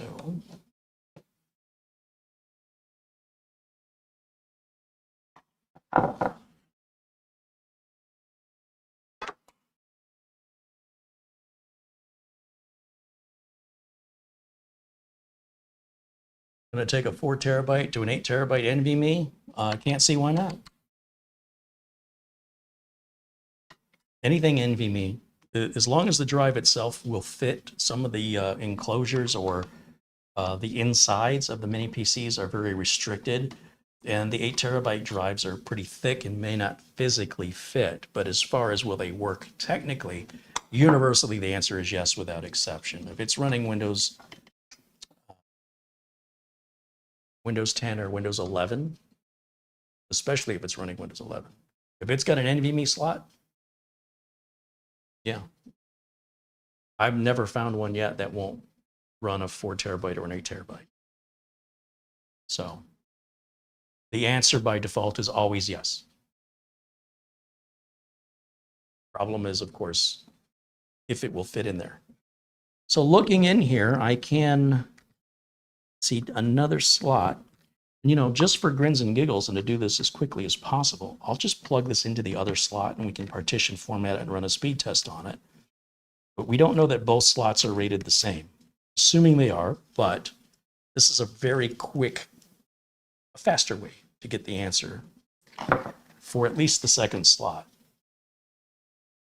And then looking at the height of this with the heatsink on it, I can also see if it's going to be a problem for installing it. The heatsink appears to be approximately the same height as the other heatsink on the other unit, so we should be just fine there. The screwdriver is a little bit big for getting into that spot.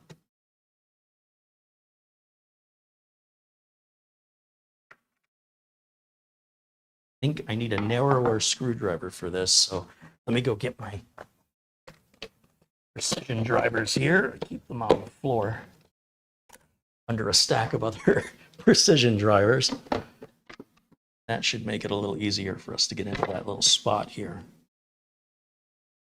Oh yeah, right tool makes all the difference. There we go. And I guess I can just leave it open. I don't need to put it all back together. Plug power in. Plug our video in. Plug our network in.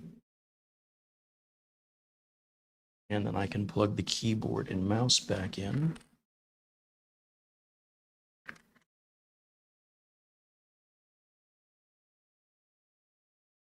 Turn this back on, and then we'll go back over to our HDMI input on OBS. Guess I'll just put myself in the corner again.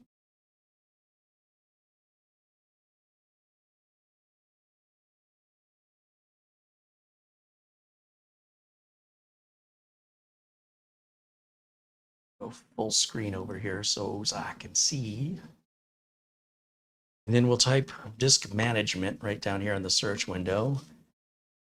Disk MA, oh, right there. Create and format hard disk partitions is what we're looking for.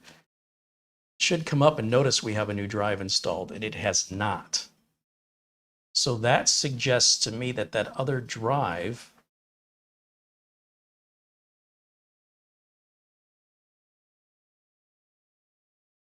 what is this disk one? Removable. Wouldn't be removable.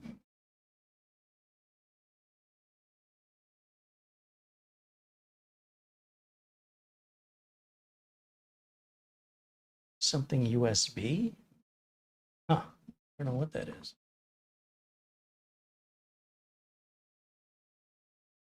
So it is not detecting that drive in the other M.2 slot. So that other M.2 slot may be SATA only. It's interesting if that's what they've done here. So let's shut this back down.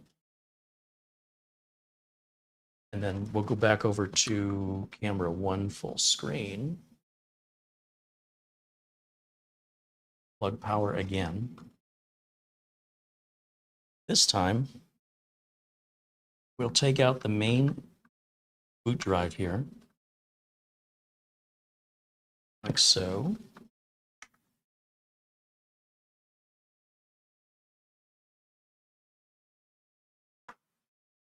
And I will move over the Samsung drive into the slots that our main drive was attached to.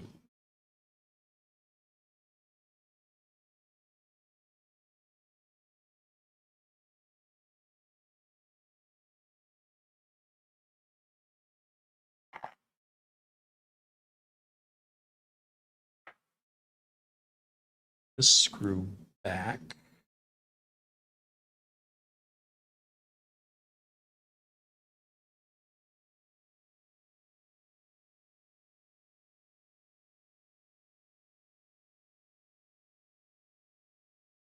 And we will put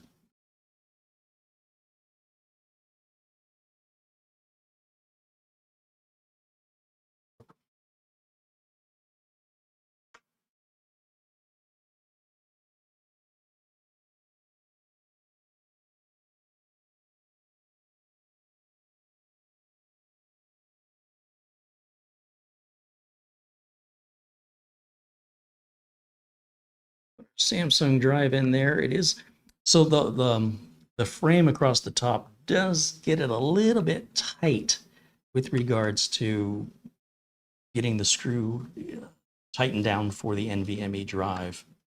Wish this part right here. Wish this wasn't so thick, or I wish this piece came off just so we'd have easier access. It's not impossible, obviously. It's just slight obstruction, but easy enough to work around. Just would prefer not having it there at all. Now this time what I'll do is put power back in it. This is not going to be bootable without installing Windows on it. So I've got a Windows 11 installer here. We can quickly install Windows 11 on this, run the test and see what it does. So let's go back over to HDMI input.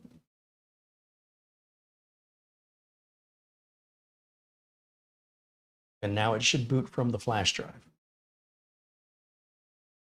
DIY Dash says at that $300 price point, I would guess it's Gen 3.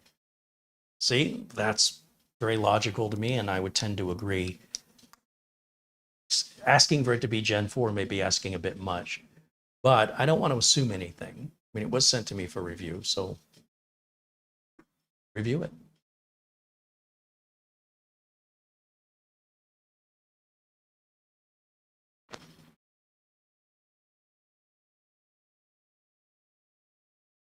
I'm not getting anything out of it right now. That's interesting.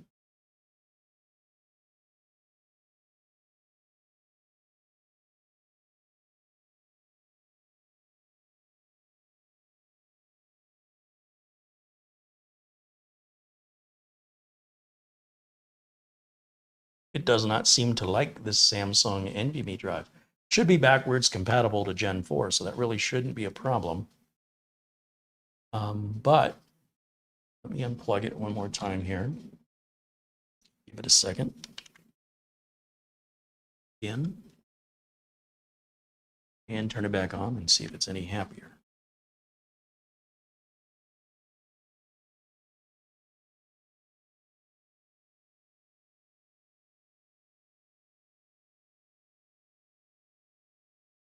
It's doing something.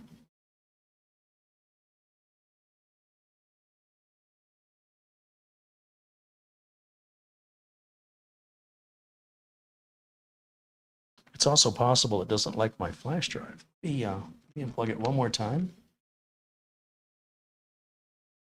Let's try it without the flash drive plugged in and see if it's any happier. Of course, there's nothing to boot to, but you know, I still want to see a power on self-test. It may be that I'm being impatient. I need to let it do whatever it's doing in timeout, or what it's doing. Oh, never mind. There it is. Okay, so there's our BIOS, in case you were curious what that looks like. Pretty straightforward. Not a whole lot you can change in here. Once again, at that $300 price point, this is not a customizable toy that, you know, is the equivalent of a $1,000 custom-made PC. If you want that, you need to pay for that. So do have reasonable expectations, and you won't be disappointed. All right, let me try the flash drive plugged into the front here and see if it likes that any better. All right, so it's off. Let's turn it back on. Let's see if we have any better behavior out of it now.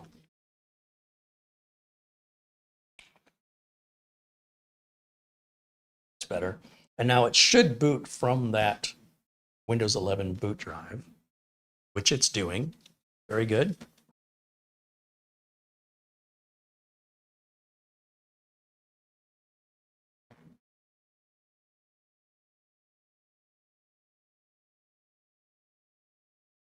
And I have to go full screen so I can see what's going on over here.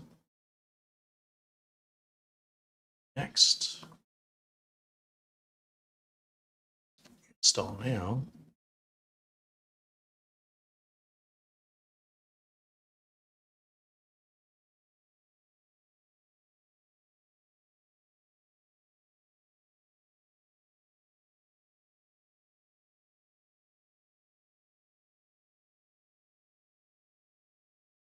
Accept the license agreement.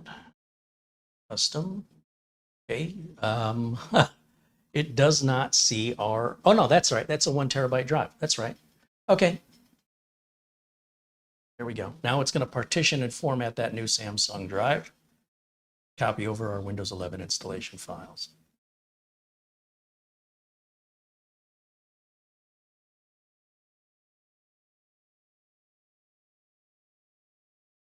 My tablet is acting up.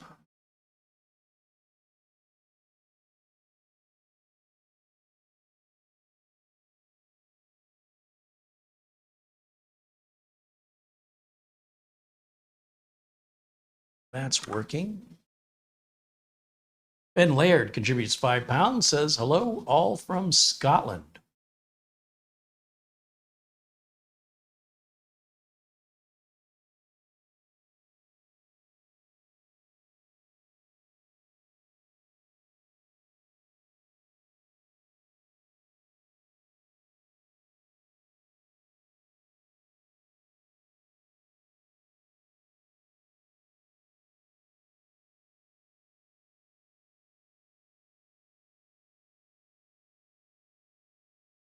We go. Now we're ready for our first boot.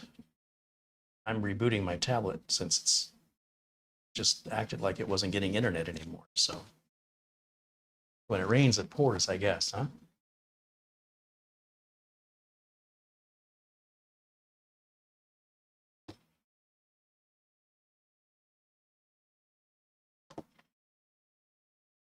Mike Visions contributes £5 and says, hello all from Manchester. Welcome in, Mike. Good to see you. Thank you for continuing to support the channel.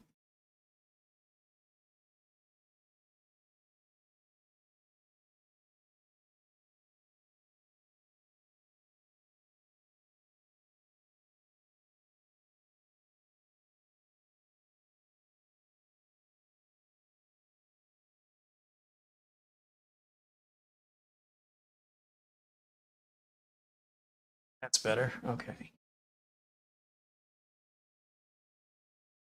And what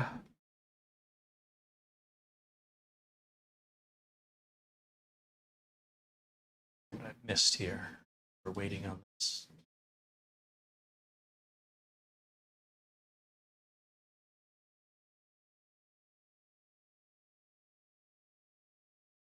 I think I've cut all the combinations. Check my phone while I'm waiting.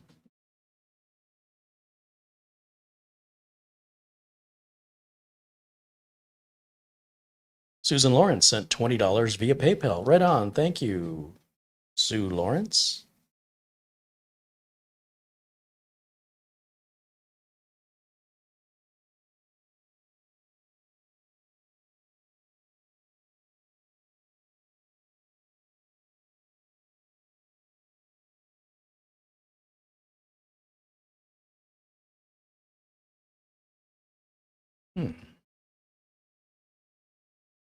Okay.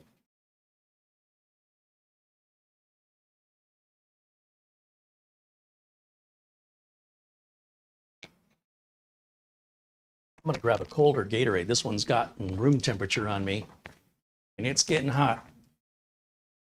Getting hot in here. Yeah, I got one I put back in the fridge yesterday. That should be colder by now, don't you think? It's been in there long enough to chill back down.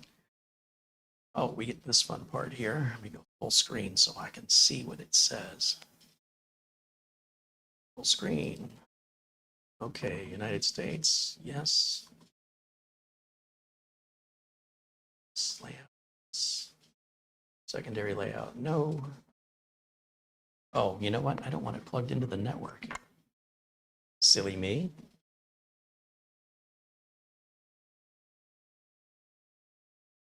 That'll time out.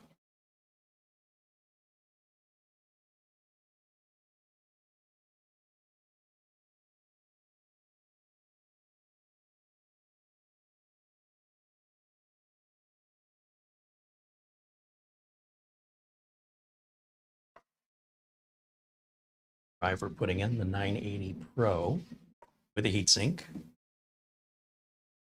That's worthy of consideration because in a mini PC because of the low profile heatsink on it.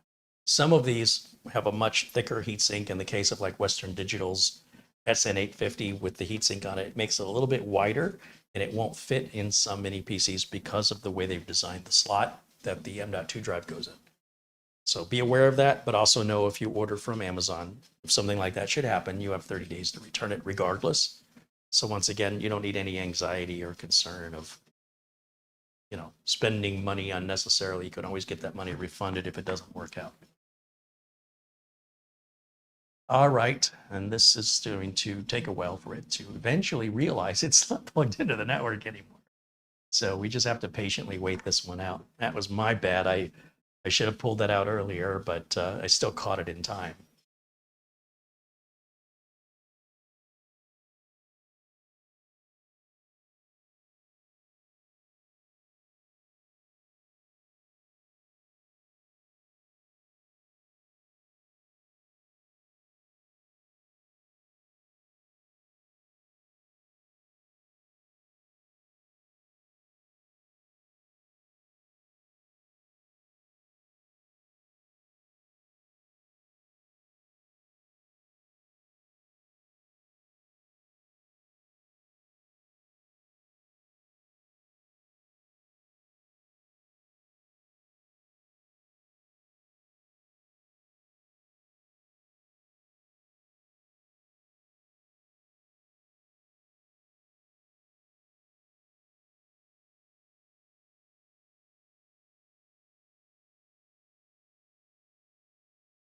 Is that a watched pot never boils? I'm going to step away for a second while we're waiting for this.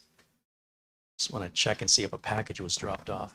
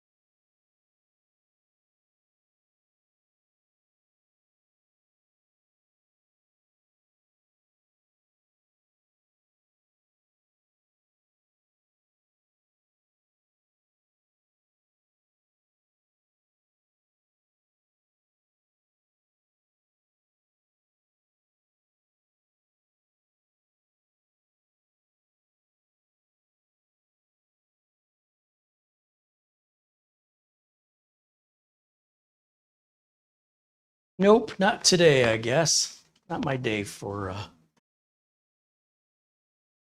expecting package today. Let's see. We want to retry it. You've lost your internet. Let's go back. Okay. Let's connect.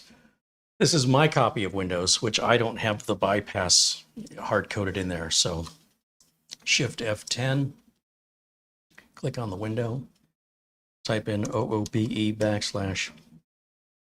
bypass NRO, and it'll reboot. And then this time it'll allow us to skip the network requirement and create a local user account.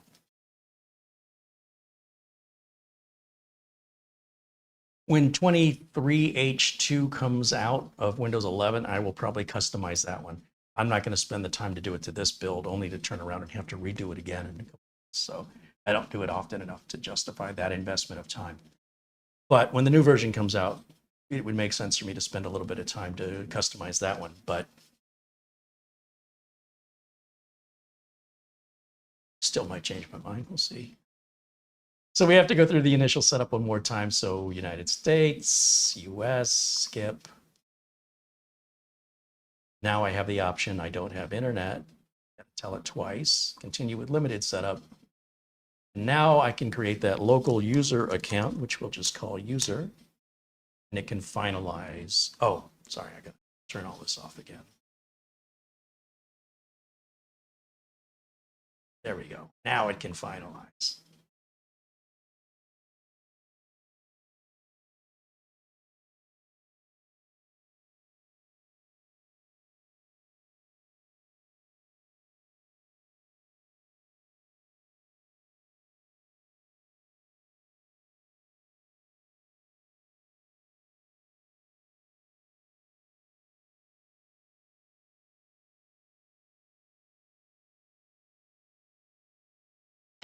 Now, as far as testing our drive speed, no drivers are required. That's all inherent into Windows, so we can simply copy over Crystal Disk Mark and run it. There will be no drive performance increase as a result of a driver unless we're using a special controller like a RAID controller or a non-default controller. So we don't need to spend time loading video drivers and chipset drivers and everything because that will not impact our drive performance, just so you know. Now, if I was planning on keeping this drive in, then obviously I'd want to put all the drivers on it. However, I'm pretty sure this is going to be Gen 3 based on the price. So if we see 3600 or less on our drive performance, it's going to be Gen 3 for sure.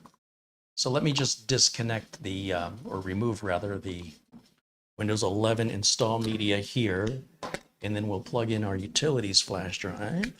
Once again, copy over Crystal Disk Mark software.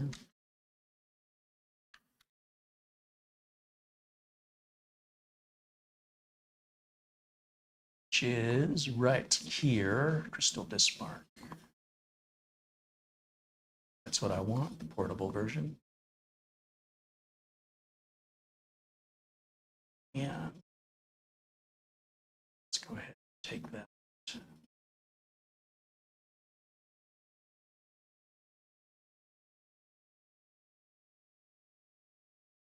64-bit version of this.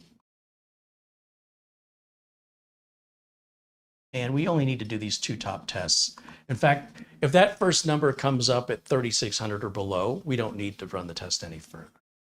This drive is capable, if it's plugged into a compatible Gen 4 slot, of over 7,000 megabytes per second. So the fact that we're seeing a 3429, it does confirm to us this is a Gen 3 M.2 slot. Now, it doesn't answer for us what the second M.2 slot is, and I don't know if this is covered in the manual at all. But in previous experience, they've not talked about it. And you don't really see it mentioned on the product page, you know, on Amazon.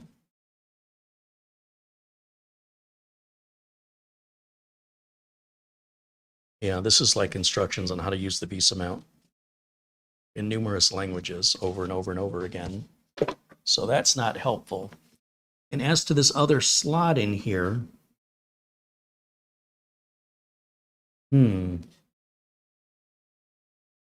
it may be SATA only. So while we're in here, we can go ahead and close this out. Oh, wrong mouse. Close this out. And then shut this down. Let me find a SATA drive, M.2 drive to plug in there. Should have one back here on the parts shelf somewhere. It's right on top. I've got an old Western Digital blue SATA drive. It's like 2 terabytes. Yeah, they make 2 terabyte SATA drives, M.2. And full power. Take this screw out.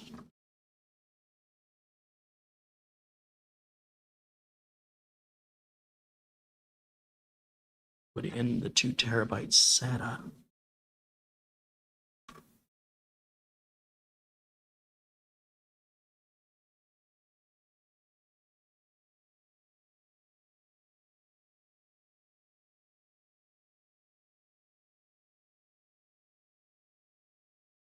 Okay. And then plug in the network as well. Turn it back on. See what happens.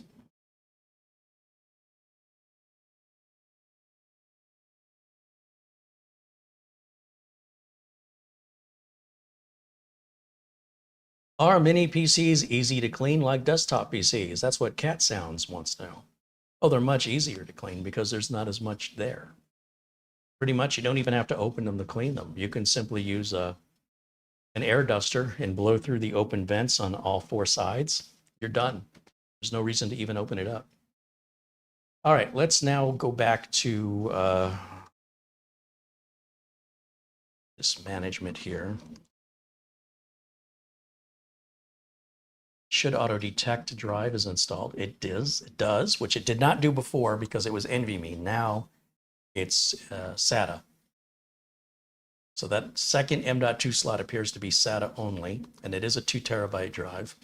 And we can just go ahead and create a new partition and format it very quickly here.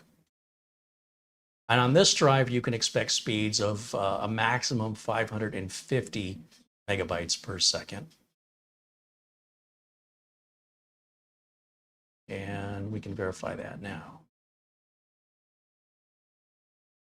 Change this to drive D. We'll just do the 2 top tests. And that will test that Western Digital SATA 2 terabyte drive I've just installed. I expect it to be around 550. Yeah, we're close to 560. All right, so we know that it's got 2 M.2 slots. The first one is a Gen 3 NVMe. The second one is an M.2 SATA only. So it totally makes sense at the $300 price point that you're not getting Gen 4, nor are you getting 2 Gen 3s, right? Because all of that costs more money. So be sure that you have proper expectations of what you're paying for and what you're getting in exchange for that. Nobody's giving away anything for free. Nobody's ripping anybody off in these cases. You know, in the machines I've been showing you, you're not getting ripped off by any of these companies. Some companies might fall short in the way of support. That remains to be seen. I've had very good interactions with the folks at AceMagician, for whatever that's worth, as well as B-Link and Miniswarm. As to the other companies, I can't really say because those machines have all just worked. The only one we had problems with was a company named Chuwi, C-H-U-W-I.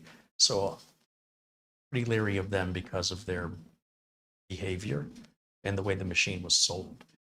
But that's pretty rare. Like when you look at what's available to purchase, the vast majority of these companies are on the up and up as far as what they're selling you and what you're getting. It's a fair price for what you're getting. If you want more, spend more. Extra costs extra. For most people, this is more than enough for a regular family-based computer, right? Used for everything from surfing the web, paying bills, checking email, going on social media, watching Netflix. All that is way more than capable as a home theater PC. In fact, a little over the top for that. Well, at the same time, you've got Windows 11 Pro.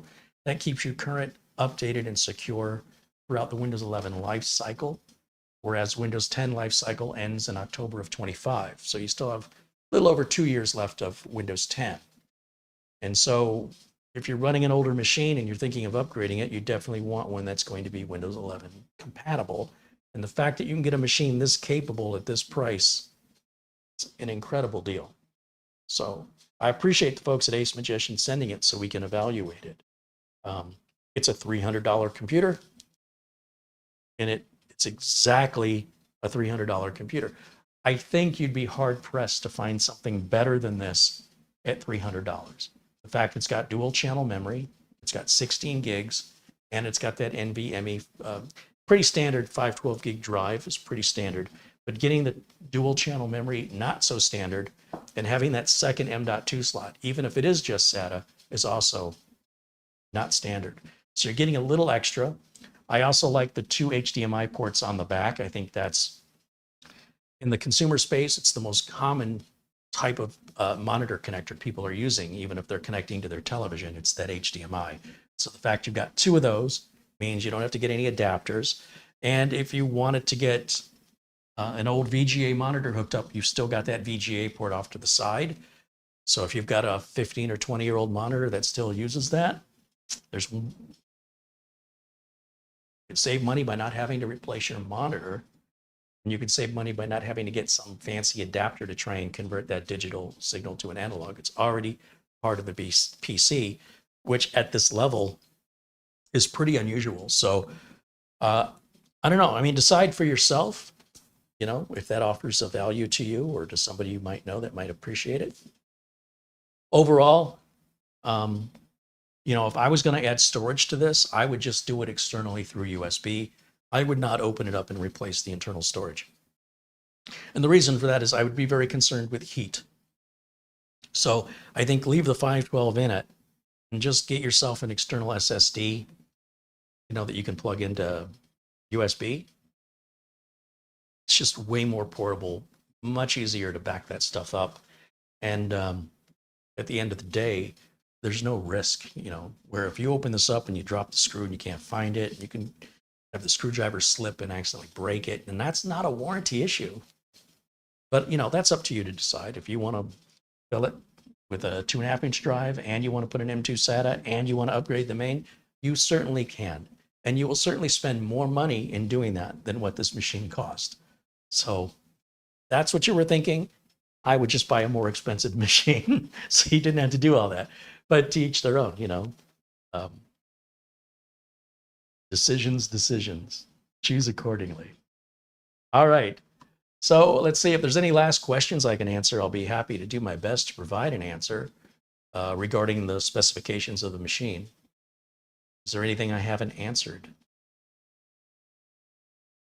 Let me go full screen on camera 1 here. There I am. Gilberto says, Carey, you're a great reviewer. Enjoyed this review. Right on, Gilberto. Thank you for that. I appreciate it.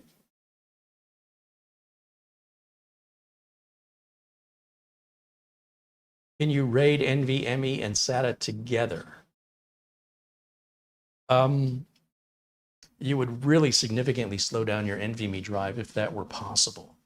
When we look at something like storage pools in Windows, it can let you do funky things like that, but why would you want to? Why would you want to slow down your NVMe drive? I don't understand. It's not a question of whether or not you can. The real question I have is, why would you do that?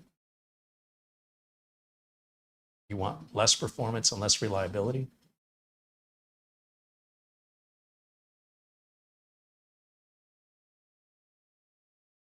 Oh, Nick wasn't asking. Somebody else was asking. I see. Well, whoever's asking, I'd want to know what it is you're trying to accomplish. Like, what would you do? You're talking about like a RAID 1 mirror, or you're talking about a RAID 0 striped array? Regardless, you'd be cutting the machine off at its knees as far as your I/O performance goes, and you'd be increasing your likelihood of a failure by 2-fold. So even if it were possible, I think it'd be a very, very unwise thing to do. I would add any storage externally. That's what I would do.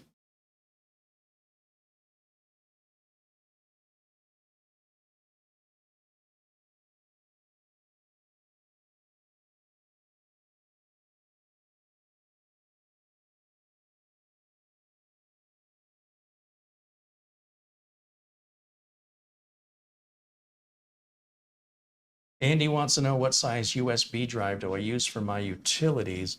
These are 16 gigs, I think. Yeah, that's a 16 gig for the Windows 10 and Windows 11 installers. Yeah, they're all 16 gig SanDisk Extremes. They don't make them anymore, but yeah, I don't use very many utilities. System utilities are really the scourge of the entire PC industry. It gives regular consumers who aren't well educated about computers this false sense of data acquisition that results in any level of accuracy or value. So when I'm running utilities, it's really only 3 or 4 utilities I run, and they're always portable. Any other utility is likely just a type of spyware, or it's a type of nonsenseware where they're simply trying to give you the sense of value that you should be buying it, so it can tell you about your computer, when it's telling you about your computer's already telling you. So if I were you, I would avoid system utilities with the 3 or 4 that I use as an exception: CPU-Z, Crystal Disk Mark, on occasion Crystal Disk Info. My optimizer I use, of course, if I had an AMD, having the AMD chipset notifier is useful. But with regards to other system utilities, you shouldn't need a big flash drive because you shouldn't be relying on them. They are all completely unnecessary. I've never seen a system utility that I couldn't replace with something already built into Windows. For example, I could be doing the drive speed tests by just running the drive speed test built into Windows. I could be doing RAM tests instead of using memtest86 which is on its own flash drive. I can use Windows built-in memory test. Debating over which one's more accurate over another depends on what you're testing for and how often you're using it. If you're in business like I am, and your job is to diagnose multiple computer problems every day with no two ever really being alike, these kind of utilities can come in useful, statistically speaking, based on the scale of work that I'm getting. As a home user with one computer, if you're just curious, well, it's your system, and if you want to load it with unnecessary crap for useless information, don't let me get in your way. But replicating what you're seeing me doing is really no good to you for the most part, unless you're in business to repair computers or you're making YouTube videos.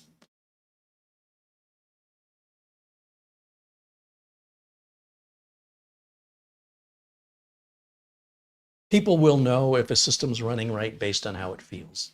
Overall, someone will say, it feels slow, something's wrong. And then you can pursue trying to fix that. But if you're not having any problems and you're just downloading utilities looking for a problem, you will likely create a problem. But, it's your time on this planet. If that's how you want to squander it, don't let me get in your way.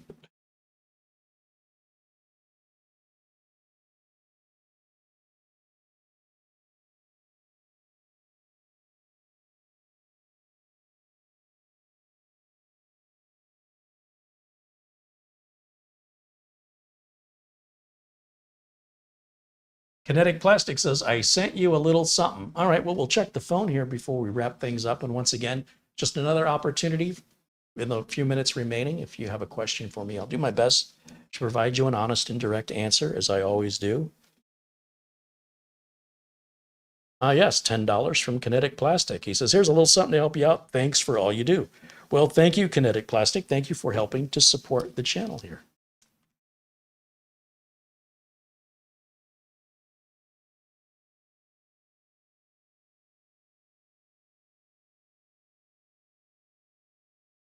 Andy Kane said, just so I'm prepared for fixing other people's PCs. Yeah, that's not possible.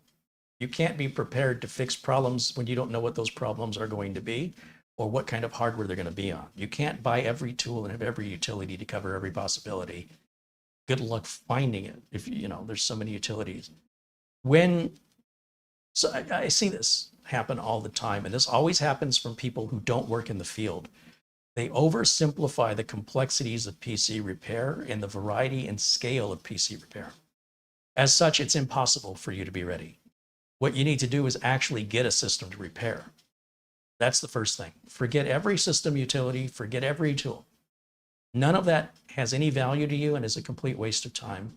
Coming from a real computer technician, if you seriously are considering wanting to fix other people's computers, get a computer to fix. That's where you have to start.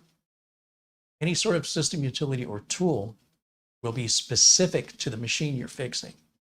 And since there's so many thousands and combinations of thousands upon thousands of different types of hardware, laptops, desktops, mini PCs, et cetera, et cetera, et cetera, being prepared is impossible. You just have to be willing to take on the work. So the work, it's sort of like you're working on a cover of a book you haven't started writing. And it's just a complete waste of time because most people will never actually write the book. Just like a lot of people that collect utilities and tools will never actually work on anybody's computer but their own. So the reality of it is that until you actually have a machine to work on, you won't know what utilities or tools you're going to need. And therefore, without a crystal ball, any sort of effort you put towards that is a complete waste of time. But it is your time, and if you want to waste it, don't let me get in your way.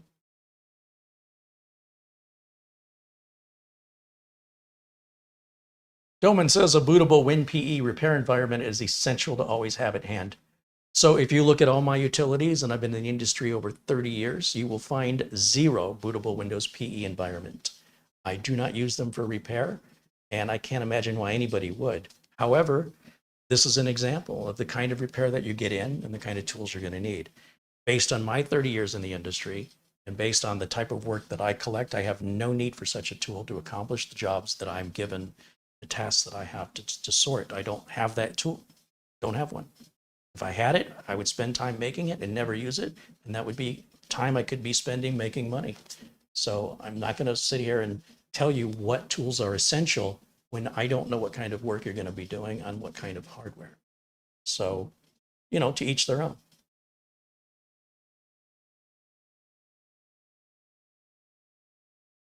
There's a wide variety of kinds of repairs. There's software repairs, hardware repairs, operating system repairs on a wide variety of hardware. Not to mention we get into networking and cable testing, and you know, it's a bottomless pit. So when you find yourself getting the work, you might find that based on where you are or just the timing involved, you're getting a bunch of Apple computers in for repair. And if you want to be in business, you better learn how to fix them. I got into laptop repair because that was what was available. I didn't go seeking it out. I was just fixing computers. And before you know it, I was specializing in laptops. And so I needed tools specifically designed for opening laptops, but I could have never saw that coming. So you've got to be available, right, for opportunity. You don't necessarily have to be ready. You have to be available and be willing, because all the tools in the world are not going to get you the work. All the utilities in the world are not going to get you the work, and nothing is replacing the human brain when it comes to the diagnostic procedure. There's not a tool I use that can replace me. Not yet, anyway.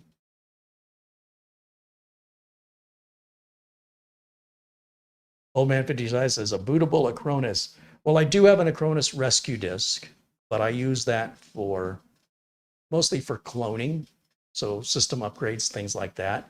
But if you're not getting customers asking you to do that, there'd be no point in you having it unless you need it for your own personal use. But, you know, again, there's not one single utility that I could recommend to a technician given the variety of work that's available and, you know, what work you're willing to do. Sometimes there's a lot of work available. People don't want to do it.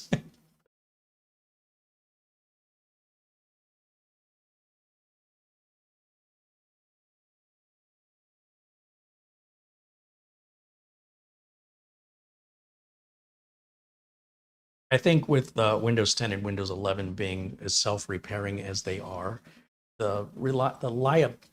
relying on Windows boot disk just isn't the way it was back prior to, say, Windows 7.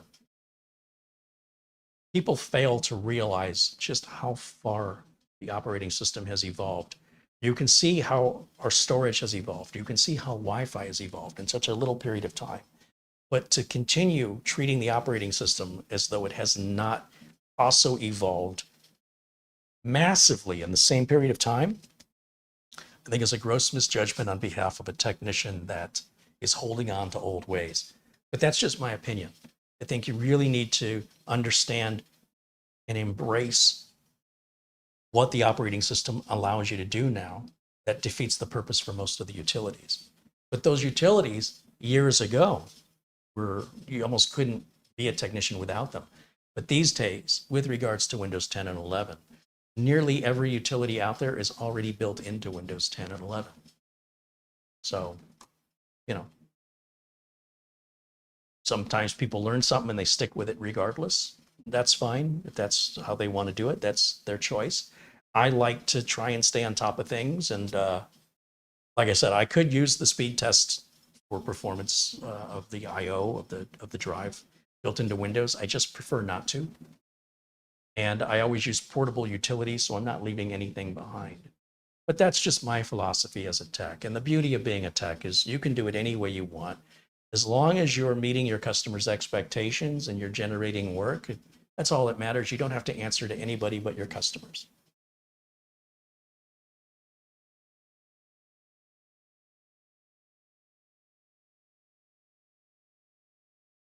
All right, I think that's gonna wrap it up for me for today. My thanks again to AceMagic for sending us the CK11 for review.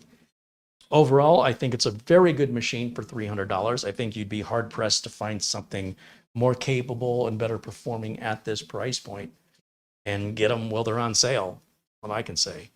If you buy it from Amazon, again, I can't emphasize enough the peace of mind that you have that you can send it back within 30 days, at least if you're an Amazon Prime customer, and it'll cost you nothing, not a cent. And then you can evaluate it on your own. Almost universally, the people who have received mini PCs, whether they were giveaways or whether they went out and bought them, have been blown away by just how capable they are. Not sure the video truly conveys it, but I also don't know you personally, right? So I don't know if you're going to be in line with everybody else or if what everybody else is doing isn't good enough for you. If that's the case, the only way you can know is for you to try it. And then if you do, let us know what your experience was, and we can help others to gauge whether or not they should try it or they should avoid it. My thanks to everybody who's contributed today, and that includes earlier with our friend Frankie B with that Zelle contribution. Also, thank you to Kinetic Plastic for his PayPal contribution, Susan Lawrence for your PayPal contribution, Peter Laycock with his PayPal contribution, Ron Barnish sent an Amazon gift card, Paul O'Brien sent an Amazon gift card, Brian Kirby sent a PayPal contribution, our good friend Kelly Stewart sent an Amazon gift card, Avery Ramsdorf sent an Amazon gift card, and Sarge Tech sent an Amazon gift card. And then with regards to the Super Chat contributions, another shout out to these kind and generous individuals. That includes Mike Visions, Ben Laird, Louis Grego,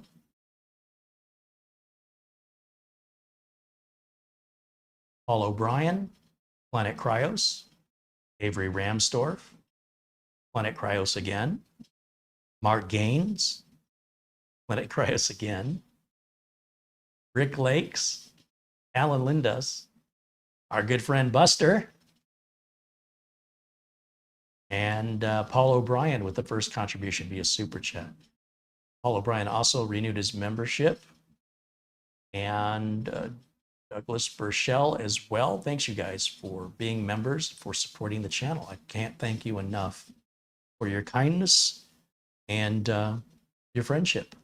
I look forward to seeing you all very, very soon, likely Thursday, I think. I'm not sure I'm going to have time on Wednesday. I still have more machines to prep and ship out. I got 2 shipped yesterday. I got 4 more to go. And I have a couple errands I have to run on Wednesday. So yeah, I don't think there'll be a show tomorrow. However, I will try to be live on Thursday. I'm always live every Friday at 1 o'clock Pacific time. And I'm always live for members only every Monday at 1 o'clock Pacific time. And then throughout the week and the weekend, if time permits, I will either post a video with a premiere or I go live as time permits. Still working as a technician so I can help cover the difference that it costs to make these videos versus what YouTube pays. So it's a passion I have to share what my experience, to share my knowledge with the audience. It's definitely no way I'm getting rich, but I'm hoping something will happen at some point. I mean, it's only been since 2008 that I started this YouTube channel. So I'm sure any day now, big success awaits. That's all right. I have a good time doing it, and that's what's important. And I enjoy hanging out with you guys. So thanks for your kindness. Thanks for your friendship. Thanks, everybody in blue. Oh, I see Mitch Morrison join us. Welcome in, Mitch. Yeah, thanks you guys for keeping it civil in the chat room. My blue moderators like to make sure we don't have to deal with the bots and the trolls. I appreciate that very much.